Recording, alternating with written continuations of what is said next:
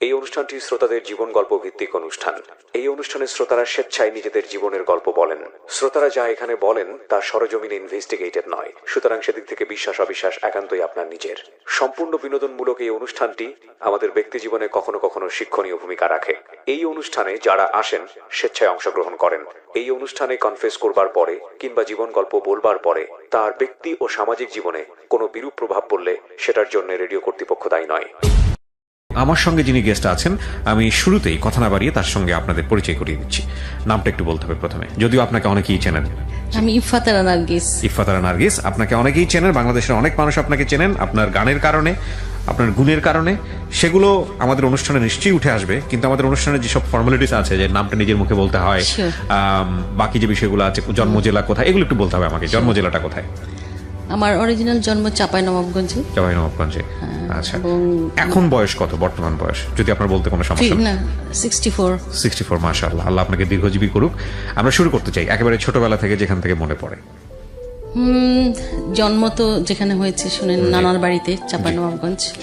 তারপরে আমার মা যেখানে, ওখানে স্কুলে চাকরি করতেন, সেই তো আমার মায়ের সাথেই থাকতাম। আমার বাবা চাকরি করতেন, তিনি দিনাজপুর, তারপরে এই সমস্ত এলাকায়, ঠাকুরগাঁ, এই সমস্ত এলাকায় বাবা চাকরি করতেন। তারপরে বড় হয়ে আমরা যখন বড় হলাম, স্কুলে ভর্তি হওয়ার একটা ব্যাপার আছে, তখন আমরা রাজশাহী শহরে শিফট করে গেলাম সবাই। বাবা কি করতেন, মানে কোথায় জব করতেন? আমার বাবা ল্যাবরেটরি স্কুলে হেডমাস্টার ছিলেন। আচ্ছা, টিচার ছিলেন। আমার মাও টিচার ছিলেন। কয় ভাই বোন ছিলেন আপনারা? আমরা 7 ভাই বোন অ্যাকচুয়ালি। একটা ভাই মারা গিয়েছে 75 সালে। তারপরে এখন আমরা 5 ভাই 1 বোন। আপনি কি সবার বড় ছিলেন? না, আমি 4 নাম্বার, বড় 3 জন, মাঝে আমি, ছোট 3 জন। ও আচ্ছা আচ্ছা, তো ঠিক আছে। বাবা শিফট হয়ে আসলেন যখন রাজশাহী আসলেন, তখন বয়স কত আপনার? তখন আমার বয়স মনে হয় 4 বছর কি 5 বছর। মানে স্কুলে পড়েন না বা যান না এরকম? তখন স্কুলে যাইনি আর কি, হয়তো বা এরকম হবে। ওই জায়গাটা ছিল হচ্ছে শেখপাড়া বলে, রাজশাহীতে যে মিউজিয়ামটা আছে, মিউজিয়ামের পেছনে, ওখানে আমরা থাকতাম। আর তারপরে ওখানে বড় হওয়া। তারপর 4-5 বছর বয়স যখন, তখন এরকম সময়ে আমাদের বাড়িতে আমার একটা চাচাতো ভাই আসেন, কি বলে, মাজারুল হান্নান, খোকা বড় ভাই। আমাদের বংশের মধ্যে, সারা বংশের মধ্যে উনি সবচেয়ে বড়। এই 4-5 বছর বয়সে তখন আমার চাচাতো ভাই আমাদের বাসায় এসে উঠলেন, সেই শেখপাড়ার বাসাতে। উনি একটা জায়গায় চাকরি করতেন, এবং উনি খুব গান গাইতে পারতেন ভালো, এবং উনি একটা স্কুলে ভর্তি হয়েছিলেন, সুরবানী সঙ্গীত বিদ্যালয়। তো উনি গান শিখতেন, এবং ওনার একটা হারমোনিয়াম ছিল আমাদের বাড়িতে, উনি হারমোনিয়াম বাজিয়ে গান করতেন। তো আমি দূর থেকে দেখতাম যে ভাই গান করছে, আমার ভীষণ ভালো লাগতো।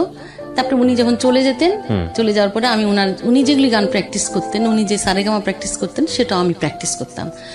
দেখি উনি শুনে, আমি কিন্তু দেখি না উনি কিভাবে করেছে, বা একদম নিজস্ব গতিতেই আমি একেবারে হারমোনিয়াম বাজানো, সারেগামা পাধানিসা করছি। উনি একদিন এসে, অফিস থেকে এসে দেখে আমি হারমোনিয়াম বাজাচ্ছি।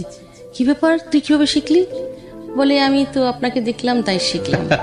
তোর গলা তো দারুণ। তখন উনি বললেন, ঠিক আছে চল আমার ওস্তাদজির কাছে নিয়ে যাই তোরে। পরে উনি সুরবানী সঙ্গীত বিদ্যালয়ে আমার নিয়ে গেলেন। আমার ওস্তাদজি আব্দুল আজিজ বাচ্চু, উনি এখন নেই, প্রয়াত।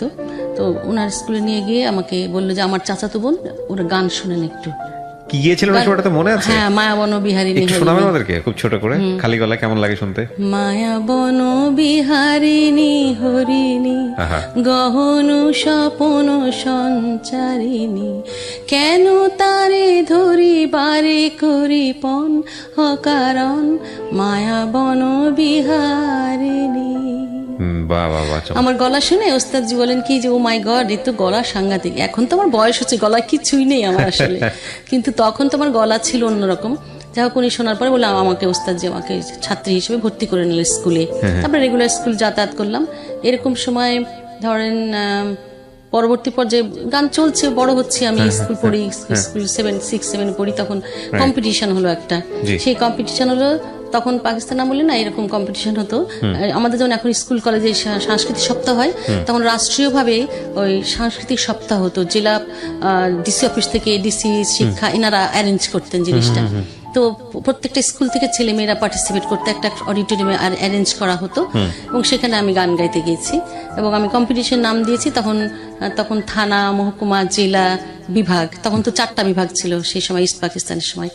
তো আমি গান করেছি, এবং প্রত্যেকটা বিভাগে 7টি বিষয়, আধুনিক গান, নজরুল, রবীন্দ্র, লালন গীতি, ভাওয়াইয়া, হামদ, নাতে রসুল আর ক্লাসিক্যাল, মোট 7টা বিষয়ে আমি ফার্স্ট। অর্থাৎ থানায় ফার্স্ট, মানে সব পুরস্কার আপনার সব ঘরে? পুরস্কার আমার কাছে। তারপরে আবার যখন সেকেন্ড টাইম আবার একটা জায়গায় গেলাম, মহকুমায় হলো, তখন আমি among the all I am first সব বিষয়ে। একটা দুটোতে হয়তো সেকেন্ড হয়েছি আমি, নাহলে অধিকাংশ ক্ষেত্রে আমি চ্যাম্পিয়ন হয়েছি। এর পরবর্তী পর্যায়ে আবার বড় হলাম, যখন আরেকটু বড় 8-9-এ পড়ি, তখন আবার একটা সারা দেশব্যাপী ইস্ট পাকিস্তান পুরোটাই কম্পিটিশন হবে, এরকম হলো। এইরকম ভাবে স্তরে স্তরে হতে হতে কিন্তু আমি বিভাগে চ্যাম্পিয়ন হলাম, কিন্তু ইস্ট পাকিস্তান চ্যাম্পিয়ন হতে আমি পারিনি। এই কারণে তখন ওই সময়টাতে ক্লাস 9-10-এ বোধহয় পড়াশোনা কিছু একটা ছিল, ওই জন্য আর হয়নি। তবে সেই সময় নুরুন্নাহার লাভলি আপা বলে একজন, উনি চ্যাম্পিয়ন হয়ে গেলেন। হ্যাঁ। আচ্ছা। তারপরে আমি এসএসসি পাশ করলাম 1971 সালে মুক্তিযুদ্ধের সময়। আমরা অর্গানাইজার হিসেবে, সঙ্গীত শিল্পী হিসেবে পাড়ায় পাড়ায় সংগঠিত করেছি, মানুষকে এই কাজগুলিও করেছি। পরবর্তী পর্যায়ে বাংলাদেশ স্বাধীন হওয়ার পরে এসএসসি পাশ করলাম, কলেজে ভর্তি হলাম, ইন্টারমিডিয়েট পাশ করলাম, অনার্সে ফার্স্ট ইয়ারে ভর্তি হলাম। আমার মায়ের ছোটবেলার একটা বন্ধু ছিল, তার বাড়ি হচ্ছে মুন্সিগঞ্জ, পোস্ত বাউসিয়া। তো আমার মা কলকাতায় পড়াশোনা করতেন 43 সালে, তার বান্ধবী, সেই সময়কার 43 সালের বান্ধবী, তাদের বাড়ি ময়মনসিংহ। তাদের সাথে যে আসা যাওয়া ছিল, সেগুলো ছোটবেলায় এগুলো আমরা অতটা গুরুত্ব দিইনি, জানিও না, বলতেও পারবো না। আমার বাবা 1963 সালে যখন ইয়েতে গেলেন, ইংল্যান্ডে গেলেন, এডিনবরায় হায়ার স্টাডি করতে, ওই সময় আমার মায়েরা, আমরা সবাই মিলে ঢাকা এসেছিলাম। ওই সময় বোধহয় আমার মা ময়মনসিংহ গিয়েছিল সম্ভবত তার বান্ধবীর সাথে দেখা করতে। পরবর্তী পর্যায়ে আমরা সেই সময় বাড়ি চলে গেলাম। আর পরবর্তী পর্যায়ে আবার ধরেন বাংলাদেশ স্বাধীন হওয়ার পরে যখন আমি এসএসসি এইচএসসি পাশ করে ইউনিভার্সিটিতে ভর্তি হলাম, ফার্স্ট ইয়ারে ভর্তি হয়েছি মাত্র, তখন আমার মায়ের ওই বান্ধবীর সাথে মায়ের যোগাযোগ হয়েছে। আবার তার একটা ছেলে ছিল আমার মায়ের বান্ধবীর, সেই ছেলে কৃষি বিশ্ববিদ্যালয়ে পড়তে, ইঞ্জিনিয়ারিং পড়তো। তারপরে ওনারা ছেলেটাকে দেখেন নাই? আমি কিছুই দেখিনি, আমার মা দেখেছে। আচ্ছা। তারপরে আমার মা চলে গেছে, বাড়ি চলে গেছে, রাজশাহী চলে গেছে। পরবর্তী পর্যায়ে ওনারা যোগাযোগ করে, কিভাবে ওনাদের সাথে যোগাযোগ হয়েছে, আমাদের বাড়িতে বেড়াতে এসছে, রাজশাহী বেড়াতে এসছে ছেলে সহ। তারপরে আমাকে দেখেছে, দেখার পরে তো আমার মার কাছে বলেছে যে ওই যে ছোটবেলায় তোর সাথে আমার কথা ছিল, সেই কথা অনুযায়ী তুই আমার ছেলের সাথে তোর মেয়ের বিয়ে দিবি। তো ওনারা দেখার পরে আর কি আমার মাকে প্রপোজাল দিল। আপনি তখন ইন্টার পাস করেছেন? হ্যাঁ, তখন ইউনিভার্সিটি মাত্র ফার্স্ট ইয়ারে ভর্তি হয়েছে, ক্লাসও শুরু হয়নি, এরকম আর কি অবস্থা। কোথায় পড়তেন আপনি? Rajshahi university social work department. Social work. আচ্ছা আচ্ছা। Social work department. তো এরপরে ওনারা এরকম প্রপোজাল দিল। তারপরে আমার আম্মা আব্বা চিন্তা ভাবনা করলো, করার পরে তারপরে আমি যখন ইন্টারমিডিয়েট, তখন ফার্স্ট ইয়ারে পড়ি অনার্স, সেই সময় না আমার বিয়ে দিয়ে দিল ওনারা। ওমা, আপনার কাছ থেকে কোনো ওপিনিয়ন নিল না? কিভাবে হলো? আপনাকে সেগুলো বলে দিল? না, বললো, আমাকে জিজ্ঞেস করলো কিভাবে হতো, আমরা একটু জানার দরকার। আজকাল তো আমার বাবা আমার পছন্দ, আমাকে বললো পছন্দ, আমি কি বলবো, হ্যাঁ ঠিক আছে। আপনার কোনো পছন্দ ছিল না? আমার কোথাও কোনো পছন্দ ছিল না, মানে ওই সময় পর্যন্ত প্রেম ভালোবাসা একদম না, কিচ্ছু করে নেই। আজকে আমাকে তো যারা দেখছেন, রেডিওতে শুনছেন তারা তো শুনছেন, দেখার কোনো বিষয় না, কিন্তু যারা আমাদের ইউটিউব চ্যানেলে দেখছেন www.youtube.com/iloveDhakaFM, এবং এটার অডিও ফরম্যাট আপনারা পাবেন www.youtube.com/DFM904।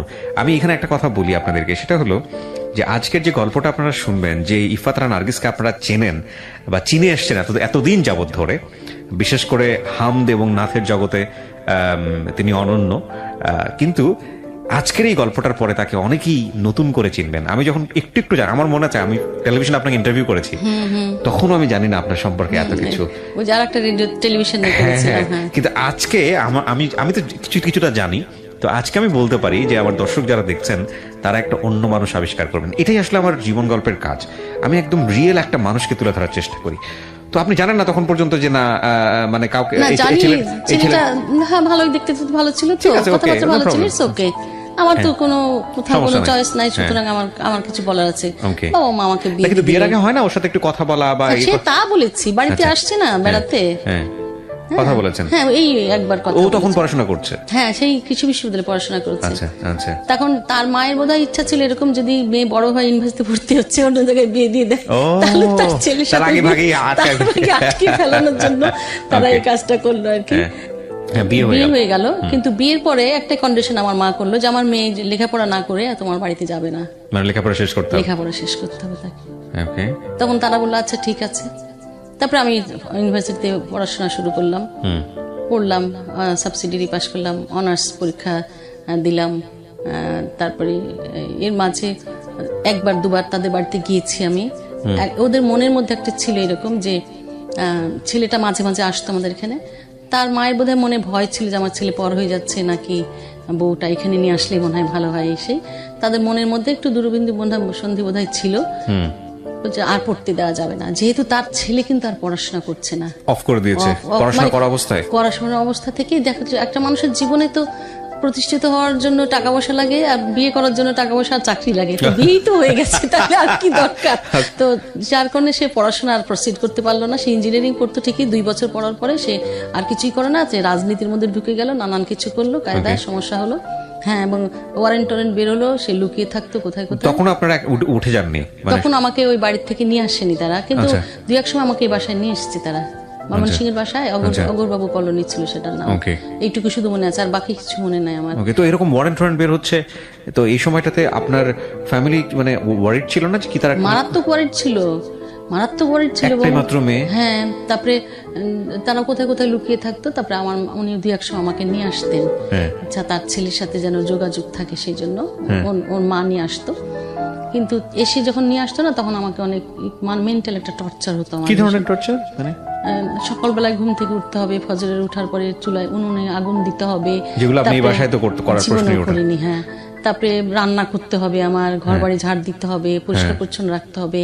মানে রান্না করা একটা ইলাহি ব্যাপার। কাঠের চুলায় রান্না বলেন, লাকড়ির চুলায় রান্না, যারা করেনি তারা বুঝবে না। তারপর আমি করেছি, এবং করতে গিয়ে একবার আমার শাড়িতে আগুন লেগে গিয়েছিল, এরকম অবস্থা। এবং আমার আরো অনেকেই দেখেছে যে সবাই বা ড্রয়িং রুমে বসে আছে, আমি ছোট একটা মানুষ রান্নাঘরে রান্না করছি, হয়তো তাদেরকে চা নাস্তা বানানোর জন্য আমাকে বলা হয়েছে। অর্থাৎ একেবারে টিপিক্যাল যে শাশুড়ি হয় না, এরকম গ্রামের শাশুড়ি বা শহরের শাশুড়ি বলেন, ঠিক সেরকম পুত্রবধূর সাথে ওনারা আচরণ।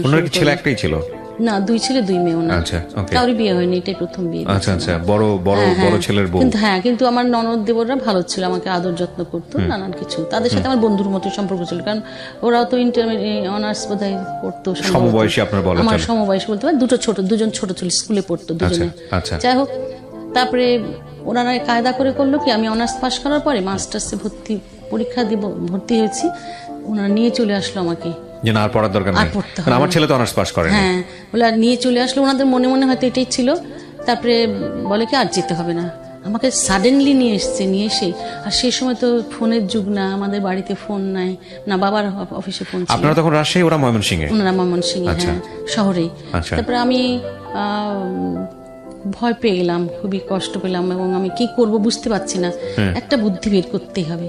তখন আমি সেই সময় আমার হাজবেন্ডকে বললাম, দেখো এতদূর যখন পড়লামই, বাকিটুকু পড়লে একটা চাকরি করলে মনে হয় ভালো হবে, তাইলে আমরা দুজনে ইনকাম করে ফ্যামিলি চলবে, হ্যানট্যান। এগুলো অনেক ভাবে বুঝালাম, কিভাবে বুঝেছিলাম এখন আমার এগুলো কিচ্ছু মনে নাই, কিছুই মনে নাই, অনেক দিন আগের কথা। হ্যাঁ, তারপরে এরপরে বললো যে জিনিসপত্র যেগুলো লাগে, মানে আমার সুটকেসের মধ্যে 1 সুটকেস কাপড় এনেছিলাম, সব তো নিয়ে আসিনি, যেটুকু ব্যবহারের জন্য এনেছিলাম।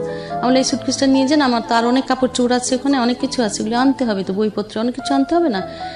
ঠিক আছে। তখন আমাকে ঢাকায় আমার বড় ভাই চাকরি করতেন, ওনার ওখানে চাচারা ছিলেন, আমার চাচা একজন আর্মি অফিসার ছিলেন। ওনাকে আমার বাবা বললেন যে আমার মেয়ের এরকম একটা ঘটনা হচ্ছে, ওকে আটকায় দিচ্ছে, তুমি একটু খেয়াল করে দেখো। তারপরে আমি চাচার বাসায় চলে আসলাম ক্যান্টনমেন্টে, এখান থেকে রাজশাহী চলে গেলাম আমি আর কি। এরপর আমার বাবা বললো যে তোমার আর যেতে হবে না। এরপরে ওই যে একটা মার্শাল্লাহ ছিল ওই সময়টাতে, বলেন তো, কিছু একটা ছিল একটা আর্মিদের কিছু একটা ছিল, ওই সময়টা স্বাভাবিক গভর্নমেন্ট ছিল না। হ্যাঁ, তখন আর কি আমার বাবা বললো না, তোমার ওখানে যেতে হবে না। মা বললো কোনোভাবেই ওখানে যাওয়া যাবে না, তোমাকে ওরা আটকে দিবে, গেলে আসতে দিবে না, তুমি এখান থেকে পড়াশোনা করো। আর আমার বাবা তখন বিয়ে হয় যে জায়গাটাগুলোর নাম কি জানি বলে, কাজী অফিস থেকে আমাকে ডিভোর্স লেটার দেওয়া দিল। ঠিক আছে, ডিভোর্স লেটার দিয়ে দিল, বললো যে আপনি কি প্রিপেয়ার ছিলেন যেরকম ডিভোর্স দিয়ে দিবেন এই লেখাপড়া ইস্যু করে? হ্যাঁ, আমি খুব ভয়ঙ্কর, কারণ ওদের বাসা, ওদের আচার আচরণ এত অ্যাবনর্মাল, সব আমাদের মধ্যে সবাই অলমোস্ট সাইকিক পেশেন্ট মনে হচ্ছে, এরকম অবস্থা। মানে আমার প্রতি তাদের সব সময়ের জন্য নজর, আমি কি করছি, কোথায় যাচ্ছি, কি করছি, খাচ্ছি, তাদের কাজ কাম, তাদের মানে অর্থাৎ আমি মনে হচ্ছে বাড়ির একটা সার্ভেন্ট, আমি এই ধরনের একটা পরিস্থিতি আচরণ করতো তারা। আপনি ম্যাচ করেন না এই বিষয়টা? না, ম্যাচ করেন এই কারণে যে তার ছেলে যেহেতু চাকরি করতো না, সে ছেলে কিছুই বলতে পারতো না, মা যাই বলুক না কেন, এবং তার মা অসম্ভব ডমিনেটিং ছিলেন। ঠিক আছে, বুঝতে পেরেছি। হ্যাঁ, তারাও কিছুটাই সেপারেশনে ছিল, এক বাড়িতে থাকতেন, কিন্তু তার মানে বিয়ের কয় বছর পর ডিভোর্স হয়ে গেল আনুমানিক? আপনি তখন মানে আমি তো- মাস্টার্সে পড়ছেন বা পড়া শুরু করেছেন? হ্যাঁ ধরেন 4 বছর তো হবে, 3 থেকে 4 বছর। হ্যাঁ, 3 আচ্ছা, ওই সময় কোনো বাচ্চা কাচ্চা হওয়া বা কোনো কিছু? হ্যাঁ আমার একটা দুইটা ইস্যু হয়েছিল, কিন্তু miscarriage হয়ে যায় বা- মিসক্যারেজ হয়ে গেছে, তারপরে আর ছিল না আর এরপরে পরবর্তী পর্যায়ে। আচ্ছা, যাই হোক, তারপরে আমি বাড়িতে রাজশাহী চলে যাওয়ার পরে আমার বাবা মা সিদ্ধান্ত নিল, মানে divorce তো আমার divorce-ই হয়ে গেল, এরপর যোগাযোগ হয়নি। স্ট্রেট আমি ওনাদের ওখানে ডিভোর্স লেটার পাঠিয়ে দিলাম। আচ্ছা। ঠিক আছে, প্রিয় দর্শক, এরপরে ওরা কি করলো, ওদের কিছু গয়না বিয়েতে দিয়েছিল, গয়নাপাতি ছিল, সেগুলো যেন ওরা আমাদের উপরে খুব টর্চার করা শুরু করলো, মানে যোগাযোগ করা শুরু করলো। আমার বড় ভাই ঢাকায় চাকরি করতেন, ডিআইটি তে ওনার অফিস ছিল, এই অফিসে ও আসতো, এসে বলতো আমাদের যে সমস্ত গয়নাপাতি আছে এগুলো দিয়ে দিতে বলেন। মোহরানার পয়সা তো দিবেই না, কারণ যেহেতু আমি ডিভোর্স দিছি, আমাদের দেশে তো একটা প্রচলন আছে যে মেয়ে যদি ডিভোর্স দেয় মোহরানার পয়সা দিতে হয় না, কিন্তু legally তো দিতে হয়। কিন্তু এটা তো একদম একটা ফরজ কাজ, তাই না, যে বিয়ে হলে ধর্মীয়ভাবেও দিতে হবে, লিগ্যালি তো অবশ্যই দিতে হবে। একদম দিতে হবে। হ্যাঁ। সুতরাং এরপরে আমরা আমার ভাইয়ের কাছ থেকে বলি, আমি আমার কাছে যেগুলো গয়না ছিল ওদের, ওগুলো আমরা তাদেরকে ফেরত দিয়ে দিলাম। এবং আমি যতদূর জানি যে ধর্মীয়ভাবে তো দিতে হবেই, প্লাস হচ্ছে মানে ডিভোর্স যদি দিতে হয় তাহলে বলা হচ্ছে যে যত পারো সম্পদ দিয়ে দাও, যত পারো প্রপার্টি তাকে দিয়ে দাও। হ্যাঁ, কি চমৎকার নিয়ম। হ্যাঁ, আল্লাহ যে নিয়ম করেছে মানুষ তো সেটা মানে না। সেটা মানে না। যাই হোক, সেটা অন্য যাই হোক, প্রসঙ্গ। হ্যাঁ। তারপরে একটু ডিভোর্স হয়ে গেল, তারপরে আমি মাস্টার্স ফাইনাল পরীক্ষা দিলাম সোশ্যাল ওয়ার্কের হ্যাঁ, উপরে। সোশ্যাল ওয়ার্কে মাস্টার্স ফাইনাল পরীক্ষা দিলাম। দেওয়ার পরে আমাদের ওখানে রাজশাহী ইউনিভার্সিটিতে শরীফ ভাই বলে আমার একজন ভাই ছিলেন, উনি আমাদের সাথে ইউনিভার্সিটিতে আমাদের সাংস্কৃতিক সংসদ ছিল একটা, সেখানে আমরা বন্ধু বান্ধবরা সবাই যারা গান করি তারা ছিলাম। তো সেই সুবাদে ওনার সাথে আমার পরিচয়। শরীফ ভাই বললো, নার্গিস, আমার বাবার ছাত্র ছিলেন ওনারা, তো তুমি ঢাকায় আসবা না? বলে হ্যাঁ আসবো। বলে আমি চাকরি করতে চাই। শরীফ ভাই বলে কি, হ্যাঁ আমি যেখানে চাকরি করি তোমাকে সেখানে চাকরিতে নিয়ে দিব, ঠিক আছে। উনি তখন বিআইডিএসে চাকরি করতেন। আচ্ছা। তা আমি তখন ওনার সাথে যোগাযোগ করে কিভাবে যাই হোক, যেভাবে হোক না, ওনার সাথে আমার একটা যোগাযোগ হয়েছে। আমি বিআইডিএসে গিয়ে ওনার সাথে যোগাযোগ করে আমি একটা অ্যাপ্লিকেশন করলাম, আমাকে বিআইডিএসে ওনারা ফিল্ড করেসপন্ডেন্ট হিসেবে অ্যাপয়েন্টমেন্ট দিয়ে দিল। ঠিক আছে, আমি ডক্টর মনোয়ার হোসেন চেয়ারম্যান ওনার সাথে কাজ করেছি, ডক্টর মান্নান ওনার সাথেও কাজ করেছি ফিল্ড করেসপন্ডেন্ট হিসেবে, এবং সারা বাংলাদেশ ট্যুর করেছি আমি তখন। অর্থাৎ পরবর্তী পর্যায়ে এখানে চাকরিতে জয়েন করলাম, কিন্তু থাকবো কোথায়? চাকরিতে জয়েন করলাম, থাকার একটা ব্যবস্থা লাগবে। এটা কি ঢাকাতে ছিল? হ্যাঁ, এটা ঢাকাতে, বিআইডিএস তো ঢাকাতে। আচ্ছা, হ্যাঁ, ওকে। আসলাম এখানে চাকরি নিয়ে। তা ভাবলাম যে একটা কিছু করতে কত হবে। সালের ঘটনা বলছেন আপনি এটা আনুমানিক? এটা ধরেন 79 এর দিকে। প্রিয় দর্শক এবং শ্রোতা যারা শুনছেন তাদেরকে আমরা মনে করে দিচ্ছি আরো একবার, আপনারা শুনছেন জীবন গল্প ঢাকা FM 90.4 FM এ, এবং এই জীবন গল্প অনুষ্ঠানটি brought to you by Canadian university of Bangladesh. জি বলেন। তারপরে 79 কি 80 এরকমই হবে আর কি। আমি ঢাকাতে মাস্টার্স ফাইনাল পরীক্ষা দিয়েই চলে আসলাম, তখন কিন্তু আমার রেজাল্ট হয়নি। হ্যাঁ, তার আগে আমি ওখানে চাকরিতে জয়েন করলাম, কিন্তু থাকবো কোথায় এই সমস্যায় ভাবলাম যে ঢাকা ইউনিভার্সিটিতে আমি একটা সাবজেক্টে ভর্তি হই, সবচেয়ে ভালো হোস্টেল, তাহলে জায়গা পাবো, থাকতে পারবো। তারপরে আমি ঢাকা ইউনিভার্সিটিতে আবার আমি এখানকার শিল্পী হিসেবে শিল্পী কোটায় আমি ভর্তি হলাম সোশিওলজিতে। আচ্ছা। আমার বাবার ইচ্ছা ছিল আমি জার্নালিজম পড়ি, কিন্তু আমি চান্স পাইনি 4 নাম্বারের জন্য। পরবর্তী পর্যায়ে সোশিওলজিতে ভর্তি হলাম। আমি সোশিওলজি ভর্তি হওয়ার সুবাদে আমি একটা ঢাকা ইউনিভার্সিটির ছাত্রী হিসেবে শামসুন্নাহর হলে আমি একটা সিট পাইনি, চেষ্টা করি আর কি, বিভিন্ন রাজনৈতিক দলের মেয়েদের মাধ্যমে একটা সিট পেলাম আমি 119 নাম্বার রুমে। আচ্ছা, সেখানে আমি থাকলাম। তখন আপনি কি করছিলেন ঢাকা তখন ইউনিভার্সিটি? আমি ঢাকা ইউনিভার্সিটিতে সোশিওলজিতে মাস্টার্স করছিলেন আবার? আচ্ছা, ওকে। সাইমালটেনিয়াসলি চাকরিও করছিলাম। অর্থাৎ পড়াটা মানে মুখ্য নয়, মুখ্য হচ্ছে থাকার সিট পাওয়াটা আমার মুখ্য ছিল। ওকে। হ্যাঁ, তারপরে আমি এই হোস্টেলে থাকি আর হচ্ছে বিআইডিএসে চাকরি করি, এবং সেখানে চাকরি করতে করতে একটা তখন পত্রিকায় অ্যাডভার্টাইজমেন্ট দিত যে অমুক জায়গায় পোস্ট খালি আছে, এত নাম্বার বক্সে আপনি আপনার সিভি ড্রপ করুন। তো আমি এরকম করে করে বিভিন্ন জায়গাতে আমি ড্রপ করতাম। তো এরকম অ্যাটমিক এনার্জিতে ড্রপ করলাম, প্ল্যানিং, তারপরে অ্যাটমিক এনার্জিতে করলাম, ইউনেস্কো কমিশনে করলাম, ইউএনডিপিতে করলাম, এরকম অনেক। তারপরে সেভ দি চিলড্রেন ইউকেতে করলাম। যত জায়গায় আমি অ্যাপ্লিকেশন করেছি সবাই আমাকে ডেকেছে, প্রত্যেকটা জায়গায় ডেকেছে। অর্থাৎ আমি বিআইডিএসে 10 মাস চাকরি করার পরে আমি অ্যাটমিক এনার্জি কমিশনে চলে গেলাম, প্ল্যানিং সেলে কাজ করলাম। ওখানে প্ল্যানিং এ কাজ করতে করতেই আর একটা ইন্টারভিউ দিলাম, যে ওটা সেভ দ্য চিলড্রেন ইউকেতে। ওখানে ওরা আমাকে সিলেকশন দিল, কিন্তু আমি আর ওখানে করলাম না কাজ। পরবর্তী পর্যায়ে আবার ইউনেস্কো আমাকে ডাকলো, ইউনেস্কো কমিশন একটা তাদের কাজ ছিল, ফিল্ড করেসপন্ডেন্ট হিসেবেও ছিল, সেটাও তাই ছিল ফিল্ড করেসপন্ডেন্ট। বিআইডিএস থেকে আপনি অ্যাটমিক এনার্জি কমিশন থেকে আমি ইউনেস্কো কমিশনে চলে আসলাম কাজ করতে। আমার সাথে আমার যিনি বস ছিলেন রিচার্ড আসপিনাল, অস্ট্রেলিয়ান ভদ্রলোক ছিলেন। ওখানে আমি প্রায় 8-10 মাস চাকরি করলাম। ইন দি মিন টাইম কিন্তু আমি 1982 সালে, চাকরি কিন্তু বেশ অনেক দিন হয়ে গেল, 80 সাল থেকে শুরু করে 81 সাল হয়ে গেল। তারপরে 82 আসলে আমি বিসিএস পরীক্ষা দিলাম। বিসিএস পরীক্ষা দেওয়ার পর আমি উইন করলাম। বিসিএস আপনি দিলেন 82 হ্যাঁ। আচ্ছা, দেওয়ার পরে আমার তো হয়ে গেল, তো শিক্ষা বিসিএস হলো। পরবর্তী পর্যায়ে আমি ওই বিসিএস এর পরে তো রেজাল্ট হয়ে অনেক কিছু হতে অনেক সময় লাগে। তো আমাকে ওনারা বললেন কি আপনি কি কোথাও চাকরি করেন, ডিডি অফিস থেকে, ডিজি অফিস থেকে বললো যে আপনি কোথাও চাকরি করেন। আমি বললাম হ্যাঁ। বলে আপনি করতেই থাকেন, আপনার এটা কবে হবে এখনো ঠিক নাই, সেই জন্য আপনি চাকরি করতে চান। তখন আমি ইউএনডিপিতে জব করতাম। তখন বেশ আমাদের তখন বেশ মানে আমাদের রেমুনারেশনটা খুব ভালো ছিল, খুবই ভালো ছিল, স্ট্যান্ডার্ড ছিল। কিন্তু এর পরবর্তী পর্যায়ে 82-তে একটা সময় আমি যেহেতু গান গাই, আমার একটা বান্ধবী ছিল, হলের বান্ধবী, সে কালচারাল মিনিস্ট্রিতে অ্যাসিস্ট্যান্ট সেক্রেটারি হিসেবে জয়েন করলো। হ্যাঁ, তার নাম আমার বলতেই হবে, হ্যাঁ, নাসিমা বেগম। তিনি উনি যে পরবর্তী পর্যায়ে জয়েন্ট সেক্রেটারি হিসেবে রিটায়ার করেছেন, আমার বান্ধবী। সে খেলাধুলায় খুব এক্সপার্ট ছিল, সে স্পোর্টস অ্যান্ড কালচারে ওইখানে ওই মিনিস্ট্রিতে সে জয়েন করেছে। আমার গান শুনে বলে কি নার্গিস বলে আমার বিদেশে না অনেক লোকজন যাচ্ছে, গভর্নমেন্ট পাঠাচ্ছে, আমি আমার স্যারকে বলেছি যে স্যার আমার একটা বান্ধবী আছে, সে খুব ভালো গান করে। বলে কি নাম? সে রেডিও টেলিভিশন গান করে। তো তখন বলে কি যে সে তো এত ফেমাস না, মাত্রই রাজশাহী থেকে এসছে, কিন্তু গান শুনে দেখেন আপনি। তারপরে ও আমাকে নিয়ে গিয়ে মিনিস্ট্রিতে গান শোনালো, শিল্পকলা একাডেমি গান শুনলে পরে ওরা আমার গান শুনে খুব অবাক হয়ে গেল, আরে এ তো ফ্যান্টাস্টিক গলা। হ্যাঁ, সিলেকশন দেওয়া হলো। তখন তারা আমাকে বাইরে যাওয়ার জন্য, তখন নর্থ কোরিয়া যাওয়ার জন্য আমাদের সিলেকশন দিয়ে দিল। আমি তো ইউনেস্কো কমিশনে কাজ করছি, তো তখন ইউনেস্কো ওনারা আমাকে বললো যে আমি তো ন্যাশনাল স্টাফ ছিলাম, বললাম যে আমার তো এরকম একটা সিলেকশন হয়েছে, আমি দেশের বাইরে যাবো, আমার 1 মাস ছুটি দিতে হবে। তো ওনারা বললেন না, আমরা তোমাকে ছুটি দিতে পারবো না। তা বললাম তাহলে আমি চাকরি ছেড়ে দেবো, কারণ বিদেশে যাওয়ার একটা এত বড় একটা সুযোগ গভর্নমেন্টের পক্ষ থেকে, আমি কি চাকরি ছেড়ে দিলাম জানেন। চাকরি ছেড়ে দিলে পরে আমি এই 1 মাসের জন্য আমরা চলে গেলাম কোরিয়া। আমরা 26 জন প্রতিনিধি ছিলাম, আমরা গিয়েছিলাম শিল্পকলা একাডেমি থেকে। এবং আমি ওদের দেশে গিয়ে ওখানে লোকাল গান শিখেছি, সেই 5টা গান জানি আমি কোরিয়ান ল্যাঙ্গুয়েজে, জানেন। এবং তারা ওখানে গিয়ে আমি যে প্রোগ্রাম করেছি, আমাদের কিম ইল সুং এর 71তম জন্মদিন ছিল, সেই হিসাবে আমাদের এখান থেকে তারা নিয়ে গেছিল ওখানে। আমি প্রথমে চায়না হয়ে ক্যান্টনে প্রথম আমরা নামলাম। এটাই প্রথম বিদেশ যাত্রা? এটা প্রথম বিদেশ যাত্রা আমার সরকারের পক্ষ থেকে প্রথম। তো আমি এই প্রসঙ্গে একটু কথা বলে রাখি। ছোটবেলায় আমি স্বপ্ন দেখতাম যে আমি একজন সিঙ্গার হব, অনেক বড়, যেখানে বড় বড় মঞ্চে স্টেজে আমি গান করব, নাম করা শিল্পী হব। তো এটা মনে আমার ঘুমিয়ে স্বপ্ন নয়, সত্যি মনে মনে স্বপ্ন ছিল। এবং একদিন স্বপ্নে দেখি যে আমি শিপে করে, ওই যে জলযোগে আর কি, শিপে করে আমি কোন চীন দেশ চলে যাচ্ছি।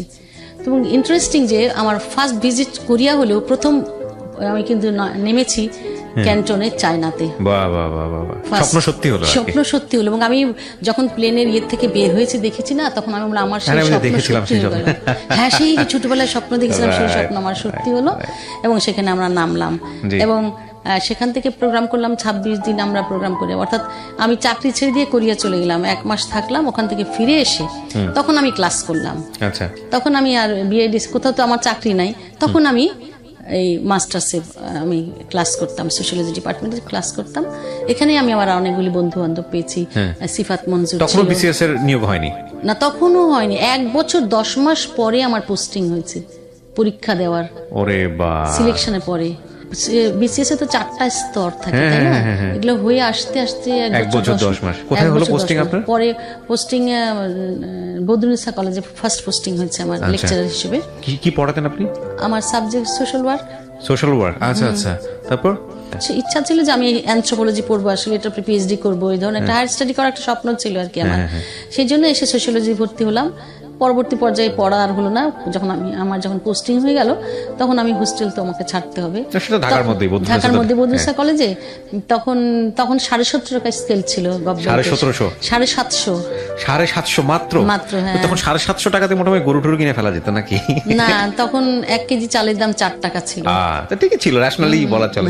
কিন্তু সেই সময়কার গভর্নমেন্ট অফিসার এখনকার রাত দিন পার্থক্য আছে। তারপরে আমাদের 5 টাকায় 1 কেজি গরু মাংস পাওয়া যেত।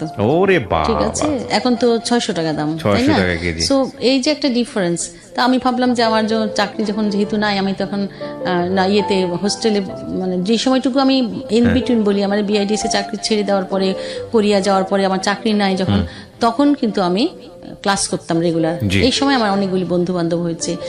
আমার বন্ধু গোলাম কুদ্দুস, আমার বন্ধু সিফাত মঞ্জুর গান করে, তারপরে এর মধ্যে সাদিয়া আফরিন মল্লিক, এরকম আরো অনেক বন্ধু বান্ধবীরা আমার আছে, যাদের সাথে ফাহিমা খাতুন, এরা আমাদের সব বন্ধু বান্ধব। মাউসি ডিজি ছিলেন উনি পরবর্তী পর্যায়ে। তো এরকম বন্ধু বান্ধব পেয়েছে, আমার অ্যাসোসিয়েশন খুব সুন্দর। আর আমি তো গান গেয়ে মৌজ করে রাখি একদম, মানে যেখানে থাকি আমি সেই জায়গাটা জমায় রাখি আর কি আমি। তো এরকম পরে কলেজ জয়েন করে গেলাম। তারপরে কোথায় থাকবো, ওই যে হোস্টেল থেকে উঠে গিয়ে তখন নীলক্ষেতে আমি একটা জায়গায় সাবলেট থাকতাম। 750 টাকা বেতন পেতাম, আর ওই নীলক্ষেতে একটা ঘর সাবলেট আমি 500 টাকা দিতাম। 250 টাকা আমার হাতে থাকতো। কিন্তু একটা আমার প্লাস পয়েন্ট ছিল, আমি যেহেতু গান গাইতাম, ওই কিছু আসতো। গান গেয়ে আমার অনেকগুলি পয়সা, আমার হাত খরচ সব এসে যেত, খাওয়া দাওয়ার খরচ টরচ সব এসে আমাদের যেত। সোসাইটিতে হয় কি, একটা বিয়ে হয়ে যাওয়ার পরে খুব তাড়াতাড়ি পরিবার থেকে চাপ দেয় যে আরেকটা বিয়ে যদি হয়ে যায় এরকম। আপনার ক্ষেত্রে কি না হলো? না, আমার ক্ষেত্রে এরকম ছিল বাবা মার একটা, কিন্তু সেরকম একবার যেহেতু একটা দুর্ঘটনা দুর্ঘটনা ঘটে ঘটেছে, গেছে। সেহেতু তারা অপেক্ষা করছিল দেখা যাক কি হয়। আচ্ছা। তারপরে যা হোক, পরবর্তী পর্যায়ে আমি যখন একটু স্ট্যাবলিশড হয়ে গেলাম, তখন ওই জায়গাটাতে আমি থাকতাম নীলক্ষেতে। সেখান থেকে রেগুলার ক্লাস করতাম বদরুন্নেসা কলেজে। এই করতে করতে ধরেন আমার 1 বছর চাকরি জীবন হয়ে গেলো, 1 বছর 6 মাস যখন, এরকম সময় আমার একজন ইয়ে ছিল। আমি যখন ইউনেস্কোতে কাজ করতাম, তখন ইউনিসেফের এক বড় ভাই ছিলেন, উনি ওখানকার পিআরও ছিলেন, আকিল খান। হ্যাঁ, উনি আমাকে ধর্মবোন বানিয়েছিলেন। ওনার বাড়ি ছিল গোয়া। বাংলাদেশে ওনার কোনো আত্মীয় স্বজন ছিল না, কিন্তু উনি বিয়ে করেছিলেন খুব বড় একটা পরিবারের। সঞ্জিদা খাতুন আপার এক বোনের সাথে তার বিয়ে হয়েছিল। উনি দৈনিক বাংলার ফটোগ্রাফার ছিলেন। তো এই বড় ভাই আর কি আমাকে গুরু মানে ইয়ে বোন, মানে ধর্ম বোন বানিয়ে তখন বললো, ইফাত তুমি একা একা ঘুরে বেড়াও, আমার খারাপ লাগে, তুমি বিয়ে করবা। আমাকে উনি সারাক্ষণ এই একটা কথাই বলতো। তা আমি বললাম যে আপনি তো জানেন আমার এরকম একটা বিয়ে হয়েছিল আগে, তো সেটা চিন্তা করেন তারপরে আপনি বলেন। না, আমার একটা ভাই আছে, আমি তোমাকে দেখাবো, ঠিক আছে? তো বলে তুমি ওনার ইউনিসেফ একটা প্রতিদিন লাঞ্চে অফিস থেকে লাঞ্চ খাওয়ানো হতো আর কি। আমার ইউনেস্কো তো তাই ছিল। হ্যাঁ, ওখানেও লাঞ্চ খাওয়ানো হতো, ইভিনিং টি, মর্নিং টি সব হতো আর কি। তো তুমি এসো। তো একদিন ওনার অফিসে আমি গেলাম। তো গেলে পরে একজনকে দেখালো, এক ভদ্রলোক আসলো, দেখালো, কথা টথা বললো, চলে গেল, দ্যাটস অল। তারপরে আর কিছু উনি কিন্তু আমাকে বলে না যে কেউ তোমাকে দেখতে আসবে কিংবা এই ধরনের কোনো আগে থেকে কোনো হিন্ট দেয়নি, কিছুই বলেনি। তো সে কথাবার্তা বলে, বেশ ভালোই কথাবার্তা বলে, বেশ কথা জমিয়ে রাখতে পারে এইরকম। তারপরে ভাইয়া বললো কয়েকদিন পরে, এরপরে আমি বললাম, আকিল ভাই এই ভদ্রলোক প্রায় আসে কেন অফিসে? তো বলে কি যে তোমাকে দেখতে আসে। বলে তাই নাকি? কেন? তখন আপনি ইউনিসেফে? তখন ইউনিসেফে না, কিন্তু আমি লাঞ্চ আওয়ারে ইউনিসেফে ইউনিসেফে চলে আসতাম। 27 নাম্বার আমার অফিস, আর ইউনিসেফ হচ্ছে 13 নাম্বারের ওই ও আচ্ছা আচ্ছা, মানে আপনি জয়েন করে ফেলছেন বিসিএস এ বা এরকম? না, কোথাও জয়েন করিনি আমি। তো তখন কোথাও জয়েন করেন নাই? তখন আমি ইউনেস্কোতে কাজ করি, কিন্তু জয়েন করিনি। মানে বিসিএস এর জয়েন করেন নাই তখন? না, তখনই জয়েন করিনি, কিন্তু ইউনিসেফে কাজ করতাম। ওই সময়কার ঘটনা আপনাকে বলছি, একটু ফ্ল্যাশব্যাকে গেলাম আপনাকে। তো সেটা হচ্ছে যে উনাই আমার সাথে এই পরিচয় করে দিয়েছিলেন ওই ভদ্রলোকের সাথে। পরিচয় হয়ে থাকলো। তারপরে পরবর্তী পর্যায়ে আমি যখন ইউনেস্কোর চাকরি ছেড়ে দিয়ে আবার কলেজে জয়েন করলাম, বদরুন্নেসা কলেজে জয়েন করলাম, 1 বছর হয়ে গেল। তখন উনি ফোন দিতে, ইফাত তুমি আসো আমার এখানে লাঞ্চ খেতে আসো, তোমাকে তো মনে পড়ে, তুমি এখানে থাকতে আসতে প্রায় মাঝে মাঝে, আসো। তা ওনার ওখানে আমি যখন যেতাম তখনই দেখি ভদ্রলোক আসতেন।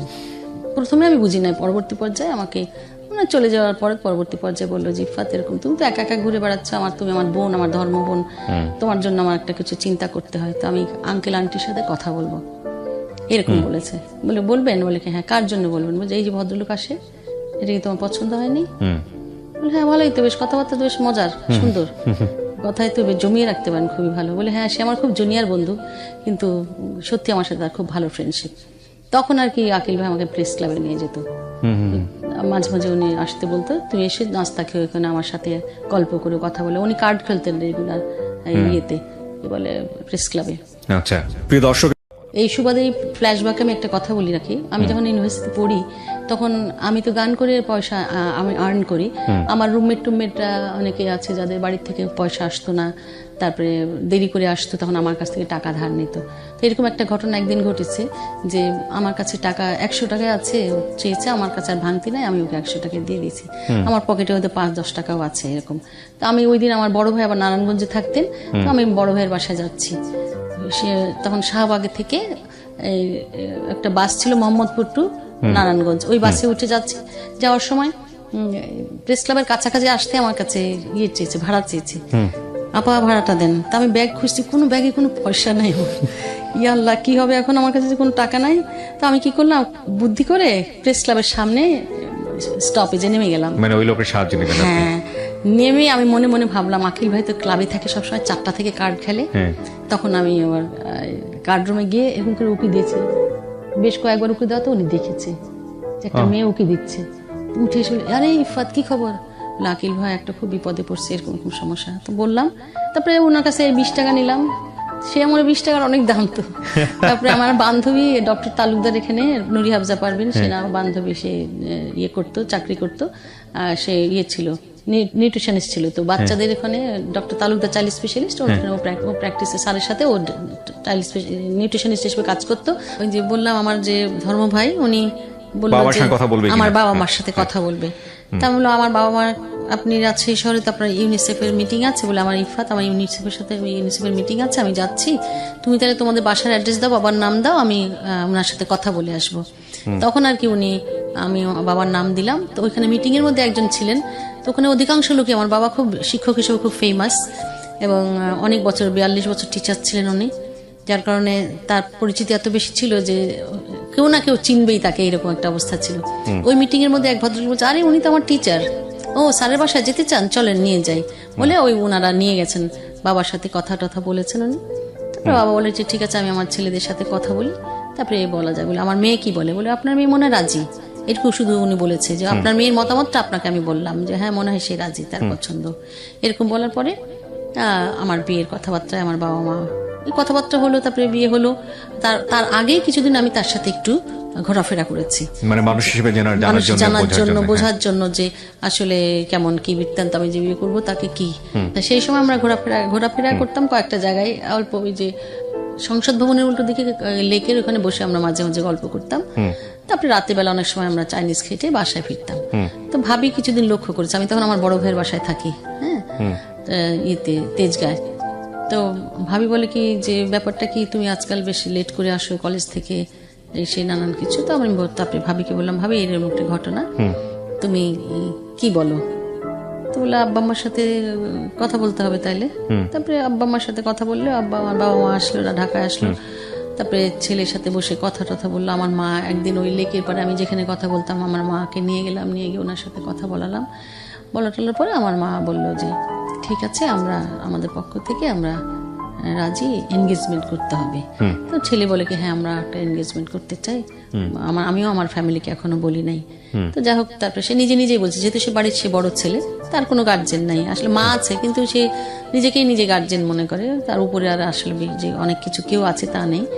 তার একটা কাজিন সিস্টার ছিল, তাকে সে খুব মানতো, হয়তো তাকে গিয়ে সে বললো হ্যাঁ খুব ভালো কথা, চলো যাই আমরা সবাই মিলে আংটি পরিয়ে আসি। তখন সে আংটি কিনে নিল, তার বাড়িতে বলল, তারা রাজি হলো। তাদের বাড়িতে এই বড় ছেলে যা বলবে তাই, তার কথার এদিক ওদিক কেউ হবে না, সুতরাং ছেলে যা বলছে সেটাই ঠিক, মা বোনেরা সবাই মিলে রাজি। কিন্তু এই জায়গাটা একটা কথা বলতে হবে যে ওনার কিন্তু আগেও একটা বিয়ে হয়েছিল এবং সেখানে তার ওয়াইফ তাকে ডিভোর্স দিয়ে চলে গেছে, ঠিক আছে। এই কথাগুলি আমাদের না গোপন ছিল না, সেটা আমাকে বলেছিল। না বলেনি, কিন্তু আমাকে প্রথমে বলেছিল, বলার পরে আমার ভাই, আমি আমার ফ্যামিলিকে বললাম, তারা বললো আচ্ছা ঠিক আছে। তো আপনারও আছে, হ্যাঁ, সেই জন্য তারা উনি জানতো আপনার বিষয়গুলো, উনি জানতো, হ্যাঁ হ্যাঁ সব জানতেন, হ্যাঁ। কোনো কিছু গোপন করা হয়নি। পরবর্তী পর্যায়ে তখন আমাদের এই এনগেজমেন্ট হলো 17 ডিসেম্বর 1984 সাল। আচ্ছা আচ্ছা। তারপরে ওনারা টাইম নিল, বললো যে আমরা এত তাড়াতাড়ি আমি বিয়ের গোছাতে পারবো না, কারণ আমি যে চাকরি করি তাতে খুবই স্বল্প বেতনে আমি চাকরি করি, আমার পক্ষে 6 মাসের আগে বিয়ে করা সম্ভব না। আমাকে বিয়ে মানে কি তুলে নেওয়া সম্ভব না? না না, তখন না, বিয়েই করেনি তখন, শুধু রিং দেওয়া করা হলো। ওদের বাড়ি থেকে ওরা সবাই আসলো, আমার মামা শ্বশুর আসলো, ননদরা আসলো, ননদ শাশুড়ি সবাই আসলো। আসার পরে এনগেজমেন্ট হলো। ধরেন 20-25-30 জন লোক মিলে বাড়িতে একটা আয়োজন হলো। মোটামুটি তারা আমাকে একটা শাড়ি, সুন্দর একটা সেট শাড়ি দিল, একটা আংটি দিল। তারপরে এইরকম কথা হতো। তখন তো ল্যান্ড ফোন ছিল, ল্যান্ড ফোনে আমার সাথে কথা হতো আমার ভাইয়ের বাসার থেকে। মাঝে মাঝে উনি ফোন করতো, প্রায়শই করতো। তো আমার বড় ভাইয়েরা বলতো যে উনি অফিসের ফোনে ফোন করি, এটা আমার জন্য একটু বিড়ম্বনার বিষয়, তুমি বলে দিও এখানে যেন ফোন না করলেই ভালো হয়। আমি বললাম যে এরকম আমার ভাইয়ের বাসার ল্যান্ড ভিতরে তো ফোন নাই, অফিসে ফোন, আমার গিয়ে ধরতে হয়, তো একটু অসুবিধা, আমার মনে হয় তুমি না ফোন করলে ভালো হয়। যাই হোক, পরবর্তী পর্যায়ে আমার মা বললো যে 6 মাস তো অনেক বিষয়, বিশাল বিষয়, আমি এতদিন তো রাজশাহী থেকে ঢাকা এসে থাকতে পারবো না। তো আমার মারা ইন দি মিনটাইম রাজশাহী চলে গেল। পরে একটা ডেট ঠিকঠাক করা হলো, তো একটা ডেট দিল। সে আবার তার কোন এক পীর সাহেবের কাছে যেত, সেই পীর সাহেবের কাছে জিজ্ঞেস করেছে, বলেছে যে এরকম আমার একটা বিয়ের ডেট ঠিক হচ্ছে, আপনি আমাকে ভালো একটা ডেট ঠিক করে দেন। বুঝতে পেরেছেন কি একটা ব্যাপার? আপনি পরে জেনেছেন হয়তো? বলে না, তখনই আমাকে বলেছে যে তার পীর সাহেব বললে যেরকম যেই ডেটটা দিবে সেই ডেটই হবে। ঠিক আছে। তারপরে আমার তো 5ই ফেব্রুয়ারি বিয়ে হয়ে গেল, 1985 সাল। আচ্ছা। বিয়ের পরে তাদের বাড়িতে গেলাম। আমাকে তার আর্থিক অবস্থা এমনই ছিল যে সে একটা রিসেপশন করতে পারবে না, হ্যাঁ, কোনো আনুষ্ঠানিকতাও তেমন কিছু করতে পারবে না। তবে আমাকে তারা 5 ভরি গোল্ড দিয়ে সে বিয়ে করে নিয়ে গেছে, আমাকে কাপড় চোপড় যা দেওয়াটা দিয়ে নিয়ে গেছে। আর সে তার বন্ধু বান্ধবকে বলেছে যে আমার বিয়ে, কিন্তু আমি তোমাদের দাওয়াত দিতে পারবো না, তোমরা আমাকে দোয়া করো, ব্যাস, দ্যাটস অল।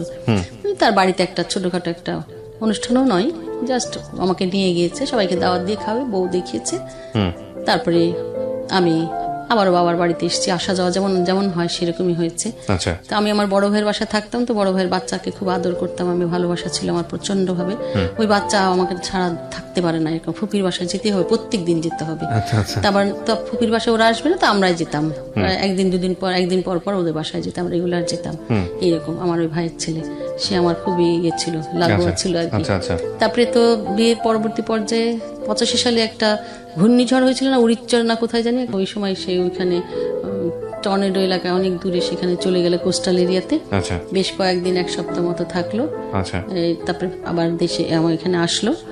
তারপরে এই আমাদের লাইফটা চলছে মোটামুটি কম্বাইন্ড ফ্যামিলি, তাদের 12 জন বাড়িতে, কিন্তু তারা 5 ভাই 2 বোন, মা, আমি একজন, তাহলে কয়জন হলো? ওরা 5 আর 2 7 8 9, একটা কাজের লোক, মোট 10 জন। আর তার মেজো ভাইয়ের বউ, তার মেজো ভাই আগেই বিয়ে করেছিল, হ্যাঁ, তার একটা বাচ্চাও ছিল, সে মেজো ভাইয়ের বউ, বাচ্চা, এতগুলি লোক একটা বাড়িতে, খুবই ছোট্ট একটা বাড়ি, যেখানে একেবারেই খুবই কনজেস্টেড একটা বাড়ি। এতগুলি লোকের একটা টয়লেট ছিল, বুঝতে পেরেছেন, একটা বাথরুম ছিল। খুবই কষ্টে আর কি এরকম পরিস্থিতি। তো আমি বললাম যে তোমাদের বাড়িতে একটা চুলা দিয়ে রান্না হয়, বার্নার, এটা আবার কেমন ধরনের? ঢাকা শহরে বসবাস করো তোমরা, এরকম ডাবল বার্নার নেই, একটা সিঙ্গেল বার্নারে 12 জন লোকের রান্না বান্না করতে কষ্ট হয়। তো আমাকে সে আবার বলেছিল যে তোমাকে আমি একটা আগে থেকে বলে দিই, সেটা যে তোমার রান্নাঘরে যাওয়ার দরকার নেই, মানে কিচেনে যেতে হবে না, তুমি কিচেনে যেতে পারবে। তখন কি আপনি জয়েন করেছেন বিসিএস এ? না, তখন জয়েন করে ফেলেছেন, অফিস করতে হয়। হ্যাঁ, আমার তো তখন 1.5 বছর তখন চাকরি হয়ে গেছে আমার। আপনার বিষয়টা কি তাহলে? আপনার বাবাও শিক্ষক ছিলেন, আপনার মাও শিক্ষক ছিলেন, এবং আপনিও শিক্ষক? আমি শিক্ষক, আমার গ্র্যান্ডফাদারও শিক্ষক, আমার বড় ভাই শিক্ষক, ভাবি শিক্ষক, মেজো ভাই শিক্ষক। আমার লাস্ট 200 ইয়ার্স আমার ফ্যামিলিতে এডুকেটেড। আমার গ্র্যান্ডফাদারের ফাদার ওই টিচার ছিলেন। চিন্তা করতে পারেন ওরা কতটা বনেদি ফ্যামিলি, মানে মনোজাগতিক জায়গাটা থেকে। ওকে, তারপরে তো এই যে ধরেন রান্নাঘরে যেতে হবে না আমাকে বললো। তো আমি যাই না, ওদের একটা বুয়া ছিল, সে খুবই ভালো ছিল, তো রান্না বান্না করে খাওয়া দিত, খাবার। তো আমাদের একটা প্র্যাকটিস ছিল কি জানেন, যে আমরা সকালবেলা ঘুম থেকে উঠে আমরা নাস্তা খেতাম না, রেডি। আমার 8:30টায় ক্লাস ছিল, তো সে আমাকে কলেজে রাখতে যেত, বদরুন্নেসা কলেজে, ফকিরাপুল থেকে বদরুন্নেসা কলেজে রাখতে যেত। তো তখন যাওয়ার পথে প্রেস ক্লাবে আমরা মর্নিং এ নাস্তা খেয়ে তারপরে কলেজে যেতাম। আবার কলেজ থেকে ব্যাক করার সময় আমাকে যখন 2:30-3টার সময় নিয়ে আসতো, তখন প্রেস ক্লাবে লাঞ্চ করে তারপরে বাসায় আসতাম। এটা একটা কিছুটা নিয়ম ছিল। পরবর্তী পর্যায়ে, কেননা ওই যে বাসায় রান্না বান্না করার ওই ঝামেলা, ওটা থেকে আমাকে মুক্ত রাখতে চেয়েছে, সেই জন্য হয়েছে। পরবর্তী পর্যায়ে যখন ওদের ওই ছোট বাড়িটা ভাঙবে, ওরা হাউস বিল্ডিং অ্যাপ্লিকেশন করেছিল, হাউস বিল্ডিং লোন স্যাংশন হয়েছে, তখন বাড়ি ভাঙবে, তো কোথায় থাকবে? তখন ওখানে একটা প্রেস ক্লাবের সামনে একটা ফটো জার্নালিস্ট অ্যাসোসিয়েশনের বাড়ি ছিল, সেখানে নিয়ে গিয়ে আমাদের সবাইকে উঠালো। আমরা সেখানে উঠে চলে গেলাম। তারপর তাদের অরিজিনাল বাড়িটা ভাঙা হলো। এর পরবর্তী পর্যায়ে আমি আবার অ্যাপ্লিকেশন করলাম গভর্নমেন্টের কাছে। আমি যদি সরকারি চাকরি করি, আমি তো ইচ্ছা করলে আমি সরকারি বাসায় থাকতে পারি।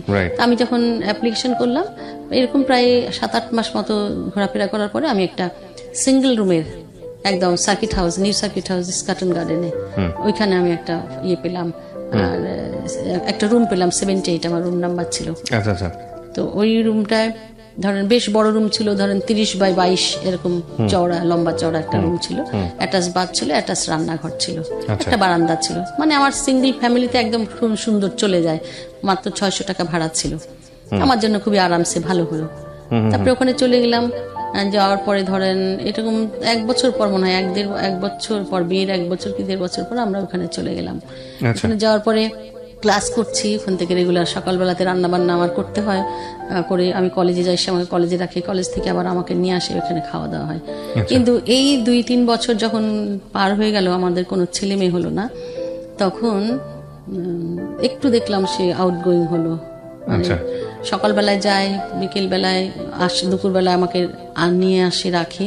তো পরবর্তী পর্যায়ে এটা আস্তে আস্তে কমে গেল জিনিসটা। হ্যাঁ, আগে যেমন কেয়ারিং ব্যাপারটা তখন আস্তে আস্তে কমে গেল। পরবর্তী পর্যায়ে সে ইনভলভ হয়ে গেল বাইরে অনেক বেশি। তারপরে মনে হলো যে আমার ছেলে মেয়ে নাই, বাসায় কি আকর্ষণে আসবে সেটা একটা মানসিকভাবে আমি বুঝতে পারলাম সেটা হলো। তখন আমি আমার বাবা মার সাথে আলোচনা করলাম যে মা, এরকম একটা ঘটনা, কি করব বুঝতে পারছি না।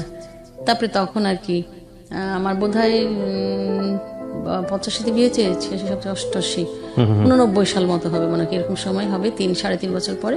তখন আমার মা বললো যে আচ্ছা ঠিক আছে, তোমরা কি একটা বেবি অ্যাডপ্ট করবে? তা আমি তো তার সাথে আলোচনা করিনি, মা বলতে পারবো না, এটা আমি বলতে পারবো না, আমার সাহস নাই। প্রিয় দর্শক এবং শ্রোতা, আপনারা শুনছেন এবং দেখছেন জীবন গল্প, brought to you by Canadian University of Bangladesh। সবার জন্য যে কথাটি বলতে চাই, ডিজিটাল হাইটেক স্মার্ট এডুকেশনের প্রাণকেন্দ্র কানাডিয়ান ইউনিভার্সিটি অব বাংলাদেশে পাচ্ছেন নর্থ আমেরিকান শিক্ষা ব্যবস্থা। ঢাকার প্রগতি সরণিতে অবস্থিত কানাডিয়ান ইউনিভার্সিটি অব বাংলাদেশের আইকনিক ক্যাম্পাসে শিক্ষার্থীদের জন্য রয়েছে state of the art lab, virtual classroom, tutorial based education, internet based management system, সুদক্ষ শিক্ষক মন্ডলী, বিদেশি টপ র্যাঙ্ক ইউনিভার্সিটিতে ক্রেডিট ট্রান্সফার ফ্যাসিলিটি, লাইব্রেরি, সুবিশাল লাউঞ্জ এবং ইনডোর গেমসের ব্যবস্থা। BBA, CSE, EEE, shipping and maritime science, English, LLB, film and TV, MBA, EMBA তে ভর্তির বিষয়ে যোগাযোগ করুন। প্লট খ 201/1, প্রগতি সরণি, ঢাকা। ফোন করুন 01707 070 280 অথবা 01707 070 281 অথবা 01707 070 283 এই নম্বরে। এছাড়া আপনারা অনলাইনে ভিজিট করতে পারেন www.cub.edu.bd এই অ্যাড্রেসে। আর যেটা আমরা বলি, Canadian university of Bangladesh, inspiring applied knowledge. প্রিয় দর্শক এবং শ্রোতা, আপনারা শুনছেন জীবন গল্প, brought to you by Canadian University of Bangladesh. আমরা ছোট্ট একটা বিরতির পর আবারও গল্পে ফিরছি। ছোট্ট একটা বিরতি। জীবন গল্প brought to you by Canadian University of Bangladesh.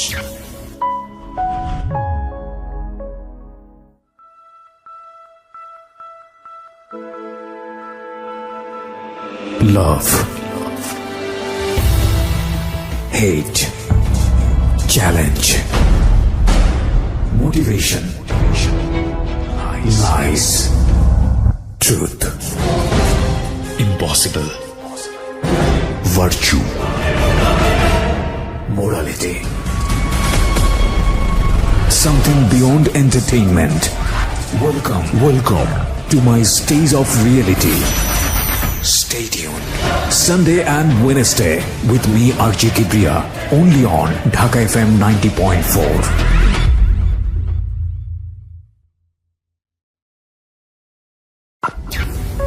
জীবন গল্প brought to you by Canadian University of Bangladesh. প্রিয় দর্শক এবং শ্রোতা, আপনারা শুনছেন জীবন গল্প, brought to you by Canadian University of Bangladesh. আমরা আবারও ফিরে যাচ্ছি আলাপনে। পরবর্তী পর্যায়ে আমার মা একজনকে বলেছিল যে আমার মেয়ের ছেলে মেয়ে নাই, আমি তোমাদের কাছ থেকে একটা বেবি আশা করছি, তোমরা এটার জন্য কি দাও। তিনি আপনাকে অ্যাকিউজ করতেন নাকি আসলে আপনারা ডাক্তারের কাছেই যান না এই বিষয়টা নিয়ে? সে কখনো না এই ব্যাপারে ইন্টারেস্ট ফিল করে নাই, বলেই মানে আপনি নিজে থেকে কখনো বলতেন যে চলো একটা বেবি ডাক্তার হ্যাঁ দেখাই? হ্যাঁ আমি দেখিয়েছি, টি এ খান সাহেব না একজন ছিলেন না, হ্যাঁ ওনাকে দেখিয়েছেন। হ্যাঁ ওনাকে দেখিয়েছি, উনি বলছে আপনাদের সবকিছু নর্মাল আছে। আমার তো বেবি আগে হয়েই ছিল দুটা, না এটা হতে পারে যে কোনো কারণে হয়তো মিসক্যারেজ হয়ে গেছে, সেক্ষেত্রে প্রবলেম ক্রিয়েট হয়েছে কিনা। হতে পারে, হ্যাঁ। তারপর যাই হোক, পরবর্তী পর্যায়ে আমার আর দেন আপনি আপনার হাজবেন্ডের সাথে বিষয়টা ডিসকাস করলেন যে বেবি অ্যাডপ্ট করবো কিনা বা কি অবস্থা? আমি তার সাথে না ওইভাবে জিজ্ঞেস না করে আমি এবার বললাম যে আম্মা একদিন ফোন করে বলে কি, শোনো তোমাদের জন্য একটা বেবি নিয়ে এসেছি। আমার মা নিজেই একজনকে বলেছিল, এটা একদম অর্ডারের বাচ্চা। আচ্ছা আগে থেকেই যে আগে থেকে বলা হয়েছিল যে তোমার একটা বেবি নাও, ওদের 5টা না 6টা বাচ্চা আছে, আচ্ছা এই বাচ্চাটা হলে আমি সাথে সাথে নিয়ে আসবো। আচ্ছা আচ্ছা এইভাবে তাকে আনা হয়েছিল। এবং সে আমার মামাতো ভাই, ও আমার মামাতো ভাই খালাতো বোন। আচ্ছা হ্যাঁ, তারা আমার ব্যাপারটা খুব ফিল করতো, সেই জন্যই তারা এই ব্যাপারটা তারাই করতো, নাহলে নিজের বাচ্চা তো নিশ্চয়ই কেউ দেয় না। ওরা আমার জন্য, আমার বোন যেহেতু, আমার ভাই যেহেতু, তারা আমার জন্য ফিল করেছে, সেই জন্য তারা তৈরি করে বেবিটা আমার মার কাছে দিয়ে দিয়েছে। আমরা যখন তাকে বলেছি তখন সে খুব খুশি হয়ে গেছে। ওকে, তখন কিন্তু সে আর না করে নাই।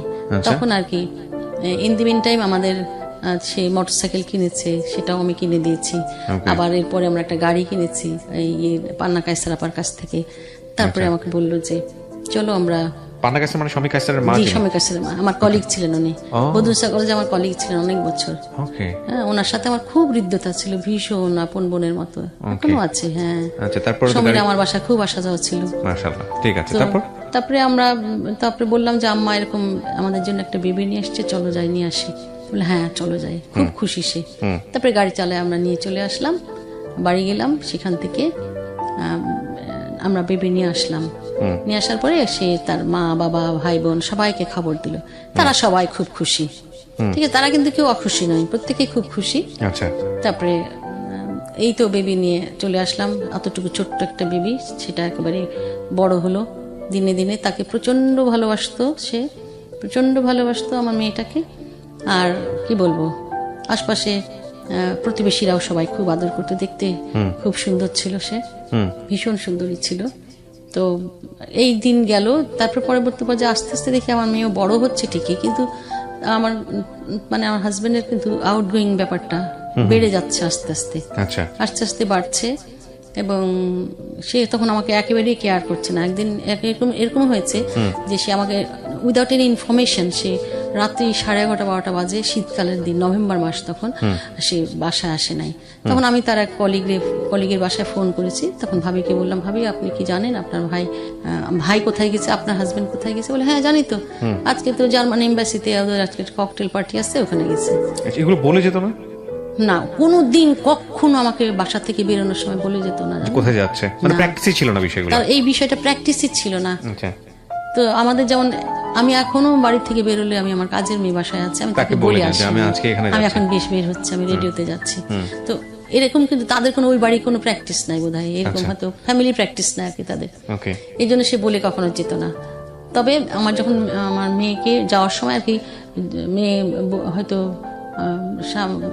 সি অফ করার জন্য গেটে গেছে, তখন হয়তো টাটা বাই বাই বললো, খোদা হাফেজ বললো, তখন বলতো। মেয়েকে কিন্তু সে রেগুলার বলতো, ঠিক আছে, কিন্তু আমাকে কখনো বলতো না। হয়তো আমি যদি ঘরে আছি বলে যেত না আমি বেরোচ্ছি, আমি যাচ্ছি, কোনোদিন বলতো না। আমি স্কাটন গার্ডেন ওই বাসায় থাকলাম অনেকদিন, অনেক, ধরেন প্রায় 88 সাল থেকে শুরু করে 87 সাল থেকে শুরু করে একদম 94 সাল পর্যন্ত, 95 সাল পর্যন্ত আমি ওখানে ছিলাম। তো আমার সাথে এর মধ্যে ইন দি মিন টাইম কিন্তু তার সাথে একটা ডিস্টেন্স ক্রিয়েট হয়ে গেছে অলরেডি, মানসিক গ্যাপ, একদম মানসিক গ্যাপ শুরু হয়ে গেছে অনেকভাবে। সেটা হচ্ছে সে অনেক বেশি টাইম বাইরে স্পেন্ড করে। এবং আমি ফোন করি, বা অফিসে ফোন করি, যে Bangladesh Times office land phone, তখন ফোন করি যে উনি কোথায়, বলে সে তো অনেকক্ষণ আগে চলে গেছে, ঘন্টা দুয়েক তো হয়ে গেছে। তারপরে অনেক পরে বিষয়টা যেটা বুঝি, মানে আমি নিজেও তো বিবাহিত, মানে বিষয়টা যেটা বুঝি যে আপনি তাকে মিস করতেন একটা পার্টিকুলার টাইমের জন্য হোক, বা আপনাকে কিছুটা কোম্পানি দিয়ে কিছুটা কেয়ার করতে, ওই জিনিসগুলো মিসিং হয়ে গেল। আমি তো কোম্পানির জন্যই বিয়ে করলাম, নাহলে তো আমি চাকরি করি, রোজগার করি, আমার কি আর দরকার ছিল কিছু? আমার খাওয়ানো পড়ানোর জন্য তো কাউকে দরকার ছিল না, কিন্তু আমি কম্পেনিয়নের জন্য বিয়ে করেছি। সেই কম্পেনিয়নটাই আমার চলে গেল, অর্থাৎ সে বাইরে এত ইনভলভ হয়ে গেল এত ইনভলভ হয়ে গেলো তার অফিসের কলিগদের সাথে, মহিলা কলিগদের সাথে, অন্য অফিসের মহিলা কলিগদের সাথে, অনেক নানান জায়গাতে, প্রেস ক্লাবে, মানে অর্থাৎ তার বান্ধবীর কোনো শেষ নাই। কেন তখন যখন তার কিছুই ছিল না তখন আমি ছিলাম। তখন আমাকে বলেছিল যে তুমি যদি আমার সাথে সহযোগিতা না করো তাহলে আমি সংসার চালাতে পারবো না, আমি অনেক অল্প পয়সায় চাকরি করি। কিন্তু যখন সে তখন গাড়ি কিনে ফেললো, মোটরসাইকেল কিনে ফেললো, এত কিছু হয়ে যাচ্ছে, আস্তে আস্তে দেখছি তার ডেভেলপমেন্ট হচ্ছে, তখন তার বান্ধবী জুটে গেল অনেক। তখন ওই গাড়ি নিয়ে এসে বান্ধবী নিয়ে সাভার ঘুরে বেড়াচ্ছে, এখানে ঘুরে বেড়াচ্ছে, ওইখানে বেড়াচ্ছে। এগুলোকে আপনি প্রমাণ পেতেন নাকি আপনি এমনিই বলছেন? না না, আমি দেখেছি। দেখেছেন? হ্যাঁ দেখেছি। আর দু একজনের বাসাতে আমি নিজে সরাসরি গিয়ে দেখেছি যে ওই বাসাতে আছে। ইনসিডেন্টও এগুলো হয়েছে। ঘটে এমন ঘটনা ঘটেছে যে আমি ওই বাসায় গিয়েছি, দুবার গেছি, দুবারই ওনাকে আমি ওই বাসায় পেয়েছি, 3বার গেছি ওই বাসায় পেয়েছি, 4বার গেছি ওই বাসায় পেয়েছি। ঠিক আছে, এরকম ছিল। আপনি এগুলো নিয়ে তাকে চার্জ করতেন না যে তুমি এখানে কেন? আমি বলেছি তাকে, একদিন বললাম যে এরকম যে তুমি করছো, যদি ভবিষ্যতে আমি যদি খারাপ হয়ে যাই, আমি যদি আউটগোয়িং হয়ে যাই, then you will be responsible for that situation. তখন আমার কোনো দোষ থাকবে না, কিন্তু আমি বলে দিলাম। যখন এই কথাগুলো আমি বলতাম তখন কিন্তু সে কয়েকদিন ঠিক থাকতো, তারপরে আবার সে এরকম চেঞ্জ হয়ে যেত। কারণ ওই যে বাইরের লোকজন তাকে খুব নক করতো অনেক বেশি। সে তো খুবই আলাপি ছিল, গপ্পবাজ ছিল, সবাই জমিয়ে রাখতো। এবং সে আমার বাড়িতে থাকার চাইতে তাদের সাথে কোম্পানি তার হয়তো পছন্দ হতো। এবং দেখা গেল সে এক জায়গায় বাইরে থেকে ফিরেছে, ঢাকায় ফিরে আমাকে সময় না দিয়ে সে চলে গেল বান্ধবীর বাড়িতে। তা আমি বললাম যে এখানে গেল কেন, কিভাবে বুঝলাম যে সে গেল?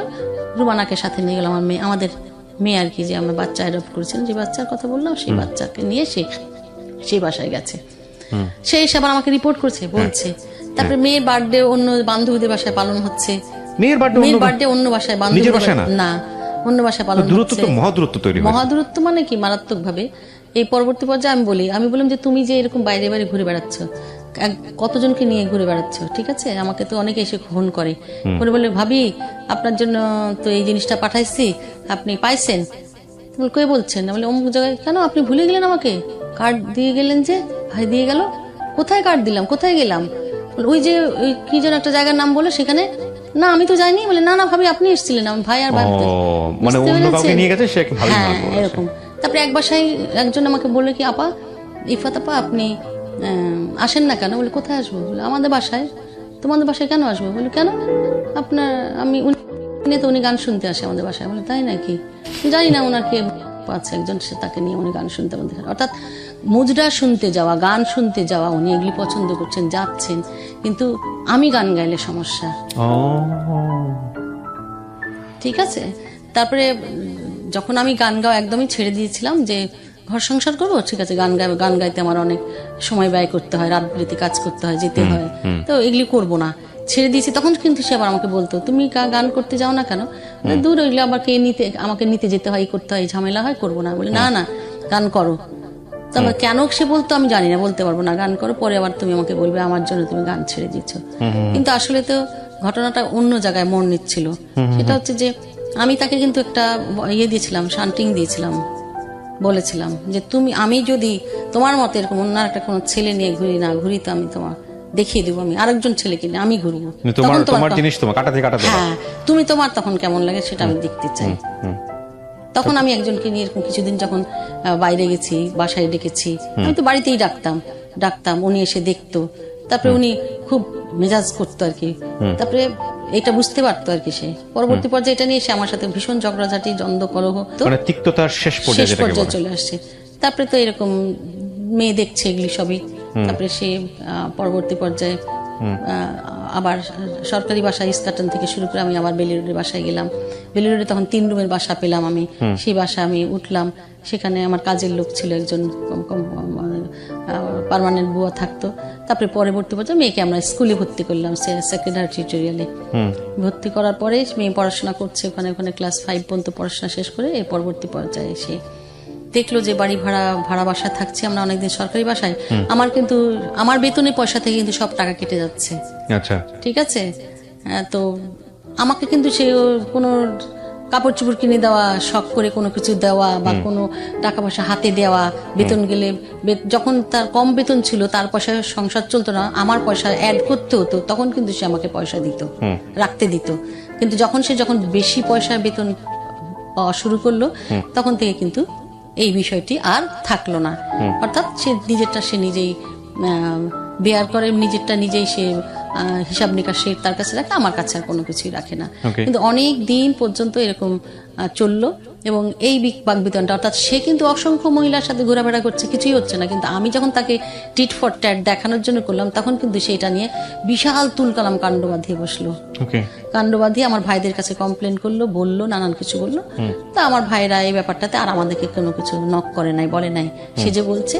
তারপরে পরবর্তী পর্যায়ে বলছে যে ঠিক আছে, যদি তুমি মনে করো যে এটা সমস্যা তাহলে তুমি আমার বোনকে সাথে নিয়ে আসো, সাথে নিয়ে এসে তুমি আমাদেরকে বলো, নাহলে আমরা তোমার কথায় ওর অবর্তমানে তুমি যা বলছো আমরা বিশ্বাস করছি না তোমাকে, একদম বিশ্বাস করেন, ওরও তো কিছু বক্তব্য থাকতে পারে, তাই না? তারপর যা হোক আমি বেলি রোডের বাসায় যখন থাকতে থাকতে আমার ওটা 95 সাল থেকে আমি 98 সাল পর্যন্ত থাকলাম। এর মধ্যে আমার একটা বিশাল বড় শারীরিক সমস্যা হলো। হ্যাঁ, সেটা হচ্ছে আমার ফাইব্রয়েড হয়েছিল, ইয়েতে ইউটারাসে ফাইব্রয়েড হয়েছিল, আর একটা অ্যাপেন্ডিসাইটিস পেকে গিয়েছিল। তো অসুস্থতার জন্য আমি গিয়েছিলাম আসলে গাইনি প্রবলেমের জন্য, ইন্ডিয়া গেছিলাম। আমাকে বললো তুমি ইন্ডিয়াতে যাও ট্রিটমেন্ট করতে, তখন কিন্তু সে আমাকে ইন্ডিয়ায় পাঠিয়ে দিল। এই যে আমি ইন্ডিয়ায় গেলাম, সব ভিসা টিসা কিন্তু সেই সব কিছু করে দিল।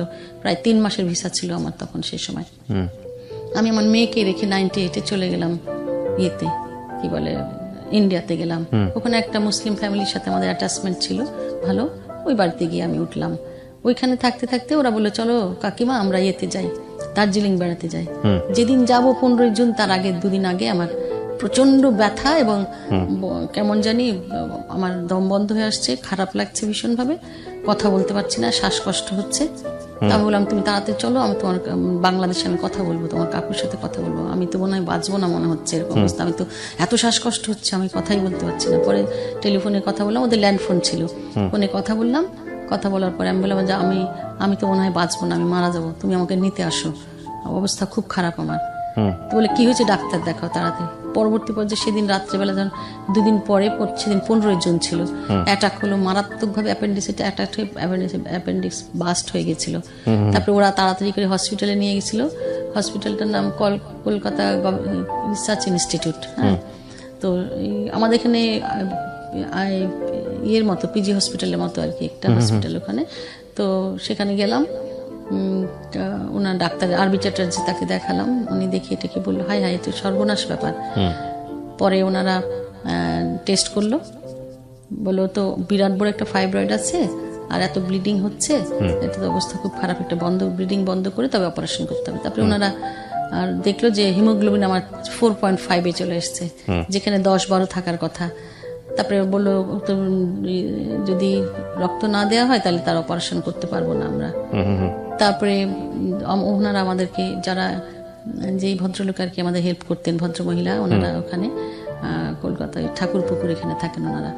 তো ওনারা কেয়ার থেকে ওনারা মেডিসিন নিয়ে নিল, ব্লাড নিল, 8 ব্যাগ রক্ত লেগেছিল আমার, 8 ব্যাগ রক্ত দিয়ে তারপরে অপারেশন হলো। তারপরে সেই অবস্থা থেকে অবস্থা থেকে অপারেশনের পরে আমি 3 দিনের পরেই আবার কমায় চলে গেলাম প্রায়। এই সময়টাতে আপনার হাজবেন্ড কতটুকু সাপোর্ট করেছে? এই সময় তারা ফোন করেছিল, তারা ফোন করলে পরে সে এসেছিল। ডাক্তার বলেছে অপারেশন করব, কিন্তু পেশেন্টের হাজবেন্ড না আসলে আমরা করবো না, কারণ ওনার ডেড বডি নিতে হতে পারে। সেই জন্য তখন আমি আবার আল্লাহর কি শান দেখেন, আমি যাওয়ার সময় না তাকে বলছিলাম আমার সাথে চলো, যাবে না, গেল না, কিন্তু আমি ওর ভিসাটা করে রেখে গেছিলাম যদি যায়। হ্যাঁ, নিজে থেকে করে গিয়েছিলাম, আমি নিজেই করে গেছিলাম, কেন জানি যে ভিসাটা আমাদের দুজনে না, আমি আসলে একসাথে যাওয়ার জন্য ভিসা করেছিলাম, কিন্তু সে যায়নি, আমার সাথে গেল না, আমি একাই গেলাম, ঠিক আছে, মেয়েকে রেখে। তারপরে আমি পরে ওনারা ডাক্তার নিজে কথা বলেছে ওনাকে ফোন করে যে আপনি আসেন, আপনার ছাড়া তো অপারেশন হবে না, দ্বিতীয় কথা হচ্ছে আপনার তো ডেড বডি নিতে হবে। তারপরে উনি অপারেশনের সময় দাঁড়িয়ে থাকলো, অ্যাবডোমেন ওপেন করলো, দেখে কি যে শুধু ফাইব্রয়েড নয়, আমার ডান দিকে একটা সিস্ট আছে এবং অ্যাপেন্ডিসাইটিস বাস্ট হয়ে গিয়ে সমস্ত শরীরে ওই যে ব্লাড ক্লট হয়ে ভিতরে জমা হয়ে খারাপ অবস্থা হয়ে গেছে। তারপরে উনি বললেন যে আমার তো এই অপারেশন করতে ওনার 5 ঘন্টার সময় লেগেছে। এরপরে আমি হসপিটালে 1 মাস 18 দিন ছিলাম, ওইখানে একাই ছিলাম। এবং ওই অপারেশনের 3 দিন পরে আমার অবস্থা বেশি খারাপ ছিল, তখন উনি আবার গিয়েছিল। উনি অপারেশনের পরের দিন চলে আসছিল। তারপরে উনি জুন মাসে আবারও আবার আমার শারীরিক কন্ডিশন আরো খারাপ হয়ে গেল। তখন উনি গিয়েছিলেন, যাওয়ার পরে ডাক্তার বললো যে আসলে ওনার আমার ইয়ের মধ্যে অ্যাবডোমেনের ভিতরে না ইয়ে থেকে গেছিল, গজ টজ এগুলো কিছু একটা থেকে গেছিল। এরপরে আমি চলে আসলাম 1 মাস 18 দিন থাকার পরে বাংলাদেশ আসলাম। এই যে আমি 1 মাস 18 দিন ছিলাম না, এর মধ্যে ইন করেছে এক মহিলা, ঠিক আছে, তার মধ্যে তার জীবনে মারাত্মক ভাবে ইন করেছে। তারপরে শেরাটনে ডেটিং করেছে। এটা আপনি প্রমাণ পেলেন কিভাবে? আমার মেয়ে, মেয়ের কাছ থেকে আমি ইয়েটা প্রমাণ পেয়েছি। ফোনে কথা বলে তো আমি বুঝতে পারি, তো ল্যান্ড ফোন, তখন আমি বুঝে গেলাম। তারপরে আমি তাকে বললাম, এটা আমি চার্জ করলাম যে তুমি এরকম একজনের সাথে ডেটিং করেছো। বলে হ্যাঁ তুমি জানো এগুলা? বলে হ্যাঁ জানি। তো তারপর আমি কিন্তু তার সাথে কোনো ঝগড়াঝাটি করিনি। আমার না ঝগড়াঝাটি করার স্বভাব না, আমি আসলে খুবই শান্ত প্রকৃতির মানুষ। কথা শুনে সেটা বোঝা যায় আসলে। তারপরে এরকম পরিস্থিতি চললো। তারপরে ইন দ্য মিন টাইম সে একটা সরকারি বাসায় সবসময় থাকি বলে সে একটা ওই বাংলাদেশ টাইমস বন্ধ হয়ে গেল, তখন সেখান থেকে সেখানে বড় অ্যামাউন্ট টাকা পেলো। হ্যাঁ, প্রায় 15 লক্ষ টাকা মতো বোধহয় পেয়েছিল। সেটার মধ্যে সে একটা অ্যাপার্টমেন্টের জন্য বুকিং দিয়েছিল। সেই এখন যেখানে আমি অ্যাপার্টমেন্টে থাকি সেই অ্যাপার্টমেন্ট সে আমাকে কিন্তু জানায়নি, কিচ্ছু জানায়নি। এবং কেনার পরে যখন হ্যান্ড ওভার হবে যেদিন, সেদিন আমাকে এসে বলে কি, এই আমরা এক জায়গায় বেড়াতে যাব, আমরা চলো, কাপড় চোপড় পরে না আমরা বেড়াতে যাব, ভালো কাপড় চোপড় পরো, তাই বলছে। নিজে কিন্তু কখনো ভালো কাপড় চোপড় কিনে দেয়নি আমাকে, আমি নিজে কিনেছি সারা জনম। আচ্ছা ঠিক আছে, গেলাম, রেডি হলাম। তো আমার খুব একটা বেশি উৎসাহ নয় দেখে বলে কি ব্যাপার? আমি বললাম তোমার কোনো উৎসাহ নয় মনে হচ্ছে। তা বলে না, কি আর উৎসাহ থাকবে, কোথায় যাবো কিছুই তো বললা না। বলে ঠিক আছে, ওখানে গিয়েই জানতে পারবে। তারপরে গিয়ে দেখলাম বেশ বড় ধরনের একটা গ্যাদারিং। তো আমাদের ইউডিডিএল এর ওরা করছে, ওখানে ফ্ল্যাট হ্যান্ডওভার হচ্ছে। তখন আর কি আমাদের এখানে ফ্ল্যাট হ্যান্ডওভার হয়েছে। তখন সেই চাবিটা সে আমার ওই ভাই এমডি সাহেব আমার হাতে দিয়েছে, বলছে যে ভাবি এই যে আপনাদের ফ্ল্যাটের চাবি। তখন আমি বুঝলাম যে সে আমাকে না জানিয়ে এই কাজটা করেছে। এটা তো ভালোই ছিল, একটু ভালো ছিল না, সারপ্রাইজিং ছিল, সেটা আমি খুশি হলাম। ঠিক আছে, কিন্তু বাসাটা তো তার নামে আর আমার নামে, দুজনের নামে বাসাটাও, সেটাও ঠিক, দুজনের নামেই ছিল বাসাটা। পরে হলো উঠলাম ওই বাসায়, চাবি হ্যান্ড ওভার করলে পরে আমরা 1 বৈশাখ 99 সালের 1 বৈশাখে আমরা ওই বাসা হ্যান্ড ওভার করেছি। সে এই প্রথম জীবনে, পারিবারিক জীবনের একটা জিনিস কিনেছে, সেটা হচ্ছে একটা চুলা। কারণ ওই বাসায় গিয়ে রান্না করে খেতে হবে তো। থাকে বোধহয় কিছু ছেলে এরকম পায় না। তারপরে সে কিনে গেল। আমি বাড়িঘর কিন্তু আমি যে শিফট করলাম কোনোটাতে সে কোনো হেল্প করে নাই। আমি আমার বড় ভাইয়ের অফিস থেকে ট্রাক নিয়ে, মিনি ট্রাক নিয়ে সমস্ত হ্যান্ড ওভার আমার কয়েকদিন ধরে সেগুলি শিফট করলাম এখানে, ঠিক আছে। তারপরে যাওয়ার সময় বলছে শোনো, এ বাসা থেকে কোনো ফার্নিচার, কোনো আলমিরা, এগুলো কিচ্ছু যাবে না। কেন? তাহলে আমি কাপড় চোপড় কোথায় রাখবো? সে শুধু অর্ডার দিয়ে দিল, ব্যাস শেষ। তখন আমি কি করলাম, আমি আবার একটা প্রাইভেট কলেজ চালাই, সেই কলেজের গভর্নিং বডি মেম্বার, আমি তাকে সেখানে একটা আলমারি দিয়ে দিলাম, 2টা আলমারি দিয়ে দিলাম, জানেন। একটা আলমারি আমার ভাইয়ের দিকে রাজশাহীতে পাঠিয়ে দিলাম, একটা কলেজে দিয়ে দিলাম। এবং বিনা আলমারিতে আমি ওই বাসায় উঠে গেলাম। আমি ভাবছি ওখানে গিয়ে নতুন আলমারি আমাকে কিনে দেবে, সেটা চিন্তা করে আমি কিনি নাই। তারপরে পোটলাই করে সমস্ত কাপড় চোপড় জিনিসপত্র নিয়ে চলে গেলাম ওই বাসায়। এবং শুধুমাত্র বিছানাটা গেল আমাদের, 2টা বিছানা ছিল, আমার মেয়ের একটা বিছানা, একটা আমাদের বিছানা, এই 2টো বিছানা গেল। কাজের লোক ছিল 2জন, তারা সহ আমরা ওই বাড়িতে চলে গেলাম। ওখানে যাওয়ার পরে পরবর্তী পর্যায়ে এমন একটা পরিস্থিতি যে প্রায় শেষে একদম উদাসীন, মানে মারাত্মকভাবে ওই বাড়িতে যাওয়ার পর থেকে একদম ডেসপারেট হয়ে গেল, একদম অন্যরকম, যে এখন তো আমার নিজের বাড়ি, এখন আমি ইচ্ছাগুলো যা খুশি তাই করতে পারি তোমারে। পরিবর্তী পর্যায়ে মনে হলো আর কি, তার অ্যাটিটিউডটা এরকম। আমি ফাংশনে যাই, প্রোগ্রামে যাই, সে নিষেধ, ক্লাবে যাই, প্রেস ক্লাবে যাই। একদিন ঘটনা ঘটলো এরকম যে আমি গান আর্ট শেখাতে নিয়ে গেছিলাম। ওখানে টেবিলে বসে, ক্যান্টিনে বসে একজনের সাথে বসে চা খেয়েছিলাম। তো ওখানে পাশের টেবিলে তার খুবই দোস্ত মানব, ইয়ার দোস্ত 3 জন বসেছিল। তারা একটু এজেড পিপল, তারা কেউ নাই এখন পৃথিবীতে। তো তাদের টেবিলে না গিয়ে বসে অন্য একটা টেবিলে বসেছে। সেই ভদ্রলোকটা কম্পারেটিভলি তাদের চেয়ে বয়স কম, জুনিয়র। তো ওনার সাথে আমার একটা আগে থেকে জানাশোনা ছিল ভালো, উনি একটা পত্রিকার সম্পাদক আর কি। তো আমি ওখানে গিয়ে বসলাম, হ্যালো কেমন আছেন ভাই? হ্যাঁ ভালো। বলে ভাবি বসেন, চা খান? বলে হ্যাঁ ঠিক আছে বসি। চা খেলাম। সেটা ছিল অক্টোবর মাস, ঠিক আছে। অক্টোবর মাসে ধরেন কয় তারিখ হবে? বলে আমাদের তো কয়েকদিন পরে প্রেস ক্লাবে জন্মদিন হবে, এই সেই নানান কিছু বলছে। আমাদের একটা ট্যুর আছে, আমরা সবাই সাংবাদিকরা ট্যুরে সুন্দরবন যাবো, এই সেই নানান কাহিনী বললো। আপনি যাবেন কিনা? বললাম না, আমি যাব না। তারপরে আমি ওই পরিস্থিতি পরে ওই অবস্থায় আমার রুমানাকে নিয়ে আমি বাসায় চলে এলাম। যাওয়ার পরে সেই দিন রাত্রিবেলা, না ওই একই দিনই আমার মেয়ের টিচার ছিল, তাজ ছেলেটির নাম, এখন সে অ্যাডিশনাল ডিস্ট্রিক্ট জাজ। সেই ছেলেটি পড়াতো। তো ওই ছেলেটিদের ওদের ওই ঢাকা বিশ্ববিদ্যালয়ে অনার্স ফার্স্ট ইয়ারের ছাত্র ছিল, সে লয়ে। সে ওদের জিপিএ 5 পেয়েছে। তাদের একটা রিসেপশন প্রোগ্রাম ছিল সিএমএইচে। সে বললো ম্যাডাম আপনাকে আমরা গান গাওয়ার জন্য দাওয়াত দিব। বললো ঠিক আছে যাব। ওই অনুষ্ঠান যখন গিয়েছিল তাকে সেই অনুষ্ঠানে যাওয়ার কথা আমি বলে যাইনি, শুধু তাজের অনুষ্ঠান সেটা সে জানতো। রুমানা বলছে আব্বু আম্মু হচ্ছে আমার টিচারের একটা অনুষ্ঠান আছে, সেখানে গেছে, সেনাকুঞ্জে গেছি। প্রোগ্রাম সেরে গান টান গাওয়া হয়েছে, বড় বিশাল প্রোগ্রাম, খাওয়া দাওয়া হয়েছে, হতে হতে রাত্রি 12টা বেজে গেছে, বুঝছেন। আমার তো ভিতরে প্যালপিটেশন হচ্ছে রীতিমতো, এত রাত হয়ে গেছে। এটা অভ্যাসের ব্যাপার কিন্তু। হ্যাঁ, অনেক মানুষ দেখবেন, আমি আমার ক্ষেত্রে যেটা বলি, রাত 10টার পরে বাসায় ঢুকতে গেলে আমার প্যালপিটেশন শুরু হয়ে যায়। আসলে চার্জ করার মতো কেউ নাই, বাট মনে হয় যে না আমি দেরি করে ফেলছি। এটা ছোটবেলার অভ্যাস। হ্যাঁ, এটা কিন্তু আমি পারিবারিক অভ্যাসের একটা ব্যাপার। 10টার পরে আমি বাড়ির বাইরে থাকি না, সেই জন্য অনেক রাত হয়ে গেছে।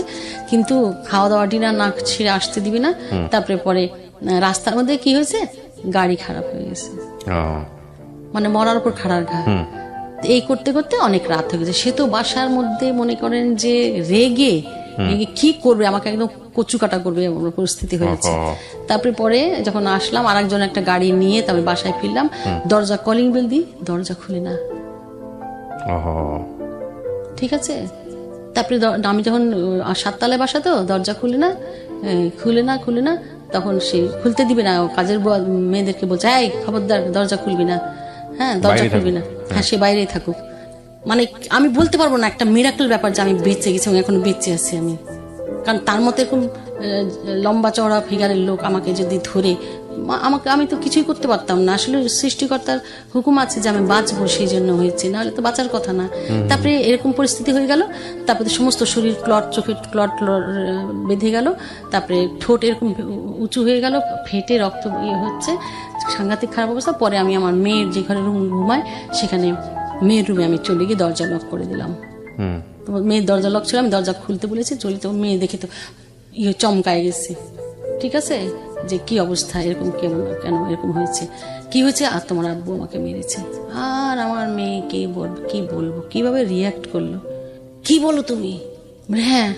তারপরে সে আমি ওই ঘরে থেকে গেলাম। তারপরে সে পরিস্থিতি তো খুব ভয়ঙ্কর। তারপরে আমি আমার ভাইকে ফোন দিলাম। সেই সময়টাতে আমার মেজো ভাবি ছিল না, দার্জিলিং গেছিল বেড়াতে। টাইমটা ছিল অক্টোবর মাসের 11 তারিখ। এবার আমার মনে হয়েছে 11ই অক্টোবর প্রোগ্রাম ছিল সেনাকুঞ্জে, সেদিন রাতের ঘটনাটা এটা ছিল। ঠিক আছে, তারপরে ভাইকে বললাম, ভাই আমার এসে দেখলো। আমার একটা বন্ধু ছিল ম্যাজিস্ট্রেট, তাকে বললাম, মন্ত্রীর পিএস ছিল, তাকে যে ডাকলাম যে বল কি করব।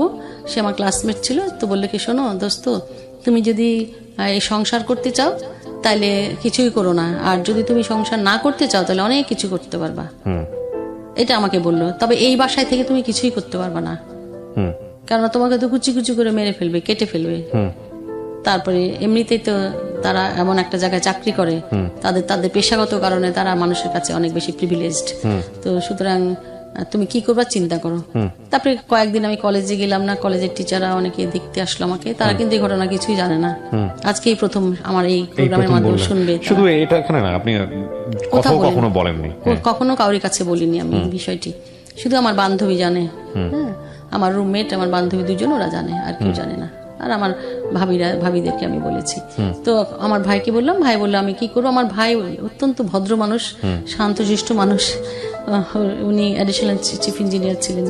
তো উনি কি করবে, পাজল হয়ে যাচ্ছে, বলে তোর ভাবি তো নাই, আমি যে কি করবো আমি বুঝতে পারছি না। যাই হোক, তখন উনি বনানের বাসায় থাকতেন, আমার ভাই সরকারি বাসায় থাকতেন। আর ওনারা আমাকে এই ব্যাপারে আর কোনো হেল্প করলো না। তারপর আমার পাশে কিন্তু তখন আর কেউ নেই, আমি তখন একদম অসহায়। আমার বান্ধবীরাও কেউ কিছু করতে পারবে না, ওদের বাড়িতে গিয়েও আমি থাকতে পারবো না, আমি আমার মেয়েকে ফেলে কোথায় যাব। তখন আমার মেয়ে পরের 2 দিন পরে যখন স্বাভাবিক আমার মুখে তখন এরকম দাগ, বলে মা একটা কথা বলি, চলো না আমরা চলে যাই এখান থেকে। আমি এই কথাটা ভুলবো না কখনো। তুমি এই লোকের সাথে কেন থাকছো, চলো আমরা চলে যাই এখান থেকে। এই চলতে থাকলো, এরকমই চলতে থাকলো। এই যে আমি ঘর থেকে বেরিয়ে আসলাম না জানেন, আজও বেরিয়েছি, কালও বেরিয়েছি, আর কখনো আজকে ফেরা হয়নি। আর কখনো আমি সেই ঘরে ফিরিনি।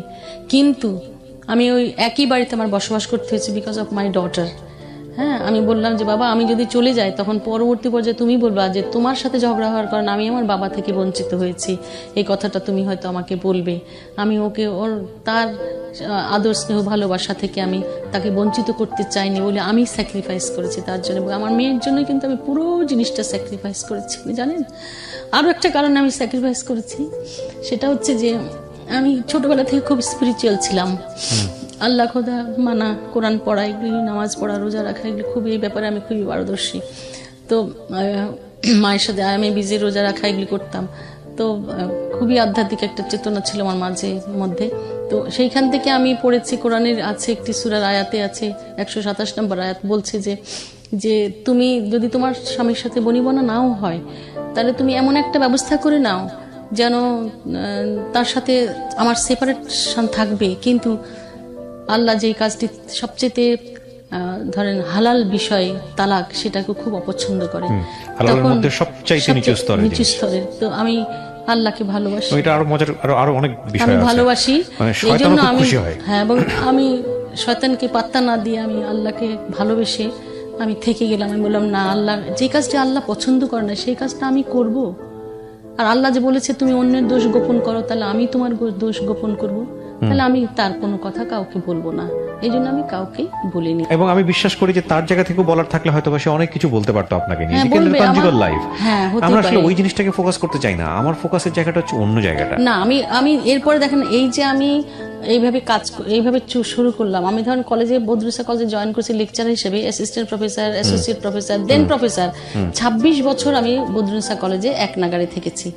আপনার তো অসংখ্য শিক্ষার্থী তাহলে। আমার অনেক শিক্ষার্থী, 33 বছর আমি চাকরি করেছি, এবং আমার ছাত্রছাত্রীরা এখন বিশ্ববিদ্যালয়ের প্রফেসর, তারপরে কেউ কেউ জয়েন্ট সেক্রেটারি, ডেপুটি সেক্রেটারি, অসংখ্য রয়েছে, বিভিন্ন জায়গায় সঙ্গীত শিল্পী রয়েছে।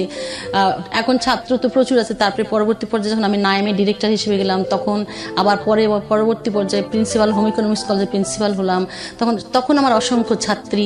এখান থেকেও অর্থাৎ আমি যেখানে থেকেছি খুব পজিটিভলি কাজ করেছি, অর্থাৎ মেয়েদের প্রতিষ্ঠানে কাজ করেছি আমি। বদরুন্নেসা মেয়েদের প্রতিষ্ঠান, হোম ইকোনমিক্স মেয়েদের প্রতিষ্ঠান, মেয়েদের কি সমস্যা সেই বিষয়গুলি আমি সবসময়ের জন্য নজরে রেখেছি এবং সেটা মিটমাট করার চেষ্টা করেছি। এবং মেয়েদেরকে সবসময় ক্লাসে, লেকচারের পাশাপাশি আমি বলেছি, শোনো, বিয়ে করবে এমন একজনকে বিয়ে করবে যে তোমাকে খাওয়াতে পড়াতে পারে, কিন্তু তোমাকে আত্মনির্ভরশীল হতে হবে, নিজে চাকরি করতে হবে অথবা ব্যবসা করতে হবে।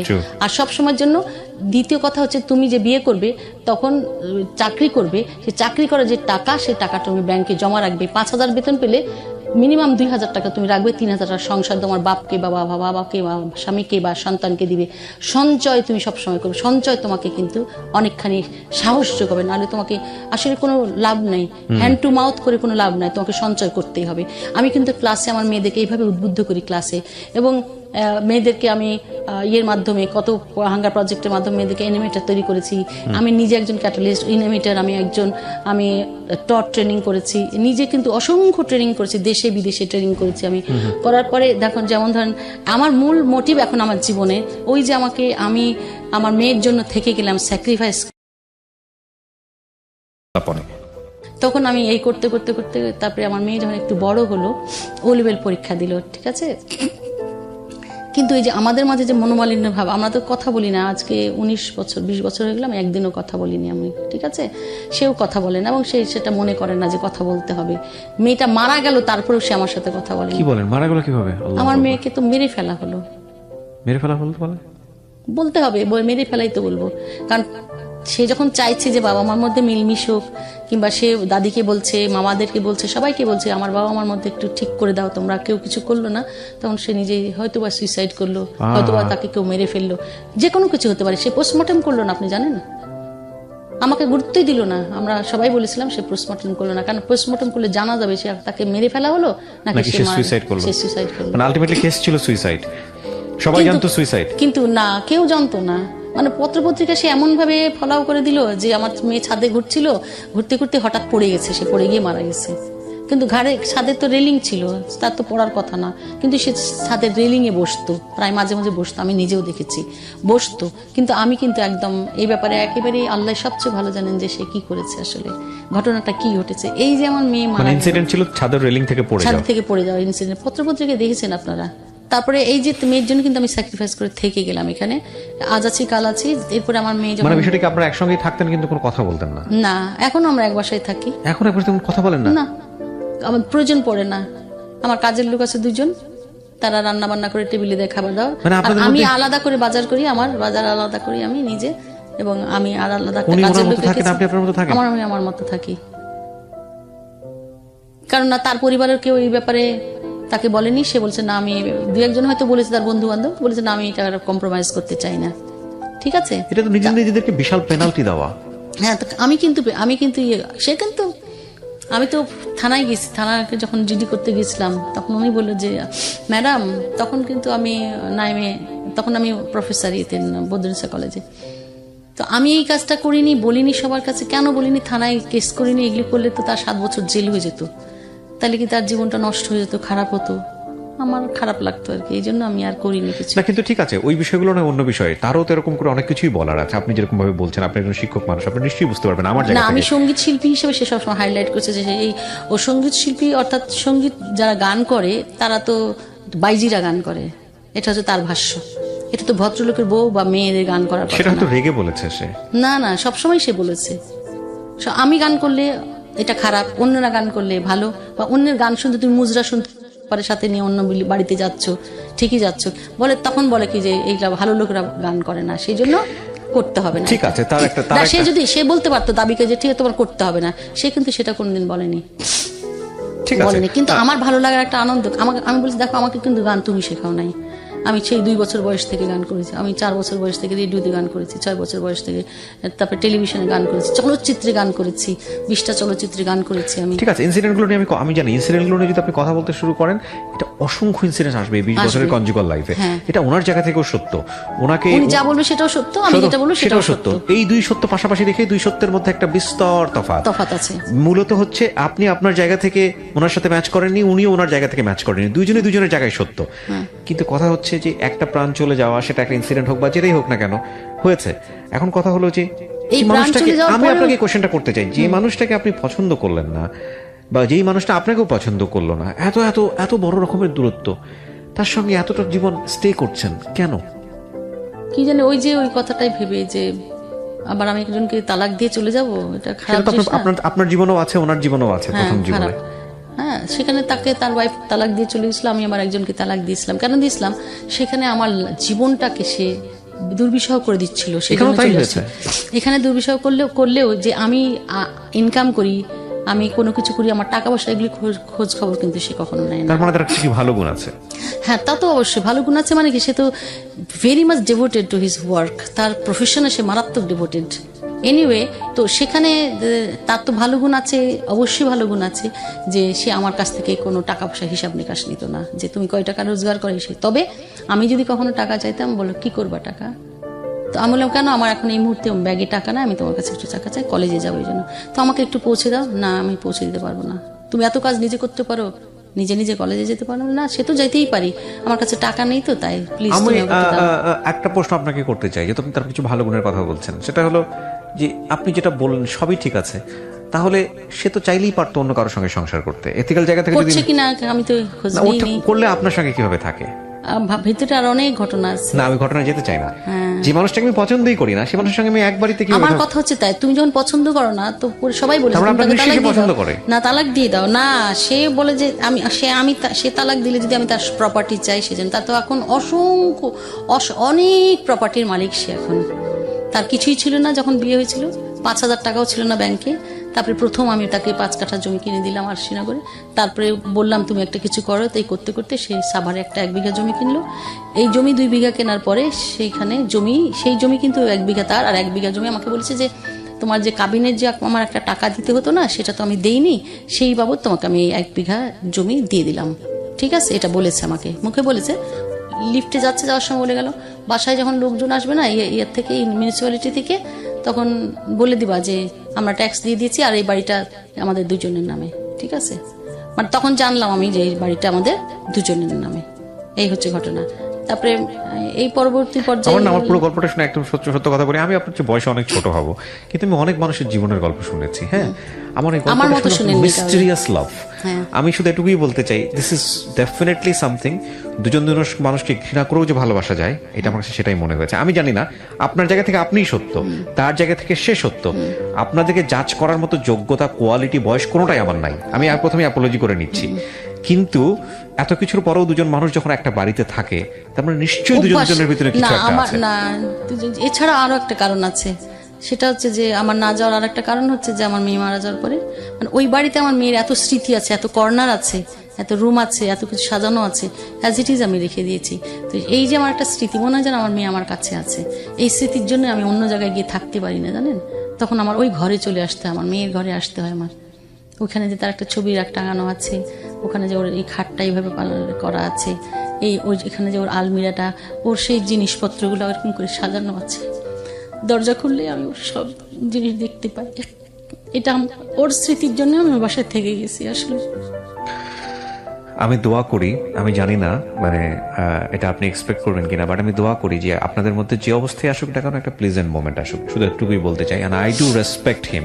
আপনি যার কথা এখানে বলেছেন তাকে আমি সম্মান জানাই, রেসপেক্ট জানাই, তার কাজের জন্য, তার সমস্ত কিছুর জন্য। বাট এটা আপনার জীবন গল্প, কিন্তু ফ্যামিলি আমাকে কোনোদিন কখনো কোনো সময় দেয়নি, জানেন, কোনোদিনও না, কোনোদিন কোথাও বেড়াতে নিয়ে যায়নি। তারও তো অনেক হাজার কমপ্লেন থাকতে পারে, আপনি কখনো শুনেছেন এই কমপ্লেন গুলো? তা আপনার এগেইনস্টে কি কমপ্লেন আছে তার? না, আমি ব্যস্ত থাকি, আমি ব্যস্ত থাকি বেশি, আমি কাজ করি বলে। আমি কেন ব্যস্ত থাকি? তুমি আমাকে সময় দাও না তো। আমি কাজ দিয়ে, ব্যস্ততা দিয়ে তো আমি আমার সময়টা ব্যয় করি, না হলে তো আমি ফাপড় হয়ে মরে যেতাম। আমি পিএইচডি কোর্সে যাওয়ার কথা, তুমি যেতে দিলে না আমাকে, ঠিক আছে, কিন্তু যেতে হবে না। পিএইচডি করলেও তুমি টিচার, না করলেও টিচার, এরকম একটা ভাব তার মধ্যে ছিল। গেলাম না। কিন্তু তারপরে তার সাথে যখন সে যে লেখাপড়ার, তার মধ্যে আর আমার মধ্যে কমপ্লেক্স আর একটা মূল ফারাকটা কারণটা হচ্ছে কি জানেন, যে he is not a graduate, say under graduate একজন মানুষ। আমি দুটো সাবজেক্টে এমএ পাস করেছি, মিউজিক করেছি। সমাজে আমার একটা স্ট্যাটাস আছে, সমাজে আমার একটা পরিচয় আছে, না তারও আছে। থাকলেও আমাকে যেমন মানুষ চট করে চিনতে পারবে, ওনারা তো নেপথ্যের কাহিনীর লোক। এখন সে না পজিটিভলি মেলা চ্যানেল হয়েছে, তাই বিভিন্ন জায়গায় প্রোগ্রামে যে অনেককে চিনি। সেও যথেষ্ট ফেমাস, তাতে কোনো সন্দেহ নাই, আমিও যথেষ্ট ফেমাস। কিন্তু আমি বলি, আপনি আপনার জায়গা থেকে মন খুলে বলেছেন, সেটার জন্য আমি সম্মানিত বোধ করছি। কারণ আমার এখানে যারা আসেন তারা মন খুলে সব কথা বলেন, কিন্তু আমি সব কথা প্রচার করব না। কিন্তু আমি চাই, মানে মনে প্রাণে আমি চাই, আপনার যে ভেতরের দুঃখটা, আমি দুটো জিনিস বলছিলাম যে কেন আমি অনুষ্ঠানটা করছি আপনাকে নিয়ে, আপনার গল্পটা জানার পরে।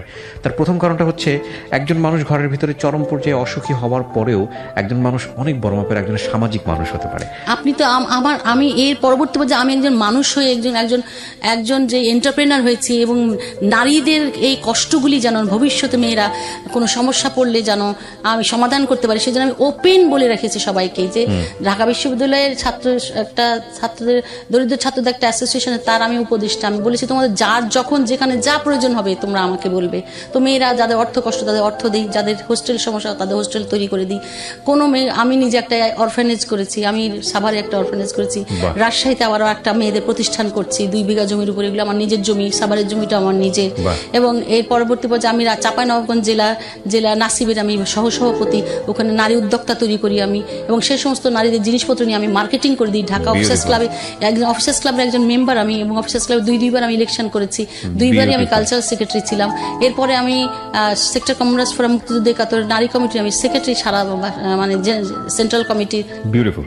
এরপরে নারীদেরকে এগিয়ে নিয়ে যাওয়ার জন্য আমার মূল এখনকার, আমি বাঁচি তাদের জন্য, এখন আমি মানুষের জন্য বাঁচি। আমি এই জিনিসটা কিভাবে দেখতে চাই, মানে আপনার জীবনে এই কষ্টটা ছিল বলে, যেটা আপনি আপনার মতো করে বলেছেন, সেটাকে আমি সেই জায়গা থেকেই বলছি। সেটা আছে কি আছে না সেটা কোয়ারি আমরা করিনি, হ্যাঁ, এটা আমরা অ্যাপোলজি করে নিচ্ছি। আপনার জীবনের এই দহনটা ছিল বলেই আপনি অন্যের দহনটা বুঝতে পেরেছেন। একদম তাই।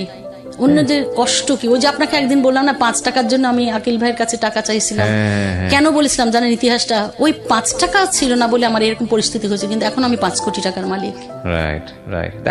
কেন? আমি সঞ্চয় করেছি, আমি কিন্তু সঞ্চয় করে আমি একটা পয়সা নষ্ট করিনি গান করে। এটা দিয়ে আমি সাভারে জায়গা কিনেছি, এটা দিয়ে আমি আরেক জায়গায় জায়গা কিনেছি, এটা দিয়ে আমি আরশিনগরে জায়গা কিনেছি। এখন সেখানে আমার 10তলা ভবন হচ্ছে। তারা তো জানে না যে সৃষ্টিকর্তা আমার জন্য কতগুলি বড়গুলি অনেকগুলি বাড়িঘর বানিয়ে রেখেছে। আর সেন্ট্রাল বাড়িঘর অর্থাৎ আল্লাহর কাছে গিয়ে আমি কি বাড়িঘর পাবো? মানুষের জন্য কিছু করতে হবে। বলেছে না তুমি পূর্ব অথবা পশ্চিম দিকে, সূরা বাকারাই বলেছে ফেরা তাতে কোনো সবচেয়ে পূর্ণ নয়, সব বেশি পূর্ণ মানব কল্যাণের জন্য। অর্থাৎ মানুষের কল্যাণে তুমি যে সময়টা ব্যয় করবে, যে অর্থ ব্যয় করবে, সেটার জন্য তুমি মাল্টিপল পাবে। সুতরাং আমি সেই জন্য সেই উদ্দেশ্যে আমি এখন কাজ করি এবং মানুষের মেয়েদের কষ্ট, বিশেষ স্পেশালি আমি গার্ল চাইল্ডদের জন্য চিন্তা করি এবং এই জন্য মহিলাদের জন্যই আমি এই প্রতিষ্ঠানটি ওখানে করছি, ট্রেনিং সেন্টার। ওখানে মেয়েরা থাকবে না, কিন্তু আশপাশের মেয়েরা ট্রেন আপ হবে এবং ওখানে আমি বিল্ডিং বানাচ্ছি এবং ওই বিল্ডিং এর মধ্যে মেয়েরা এসে ট্রেনিং করবে।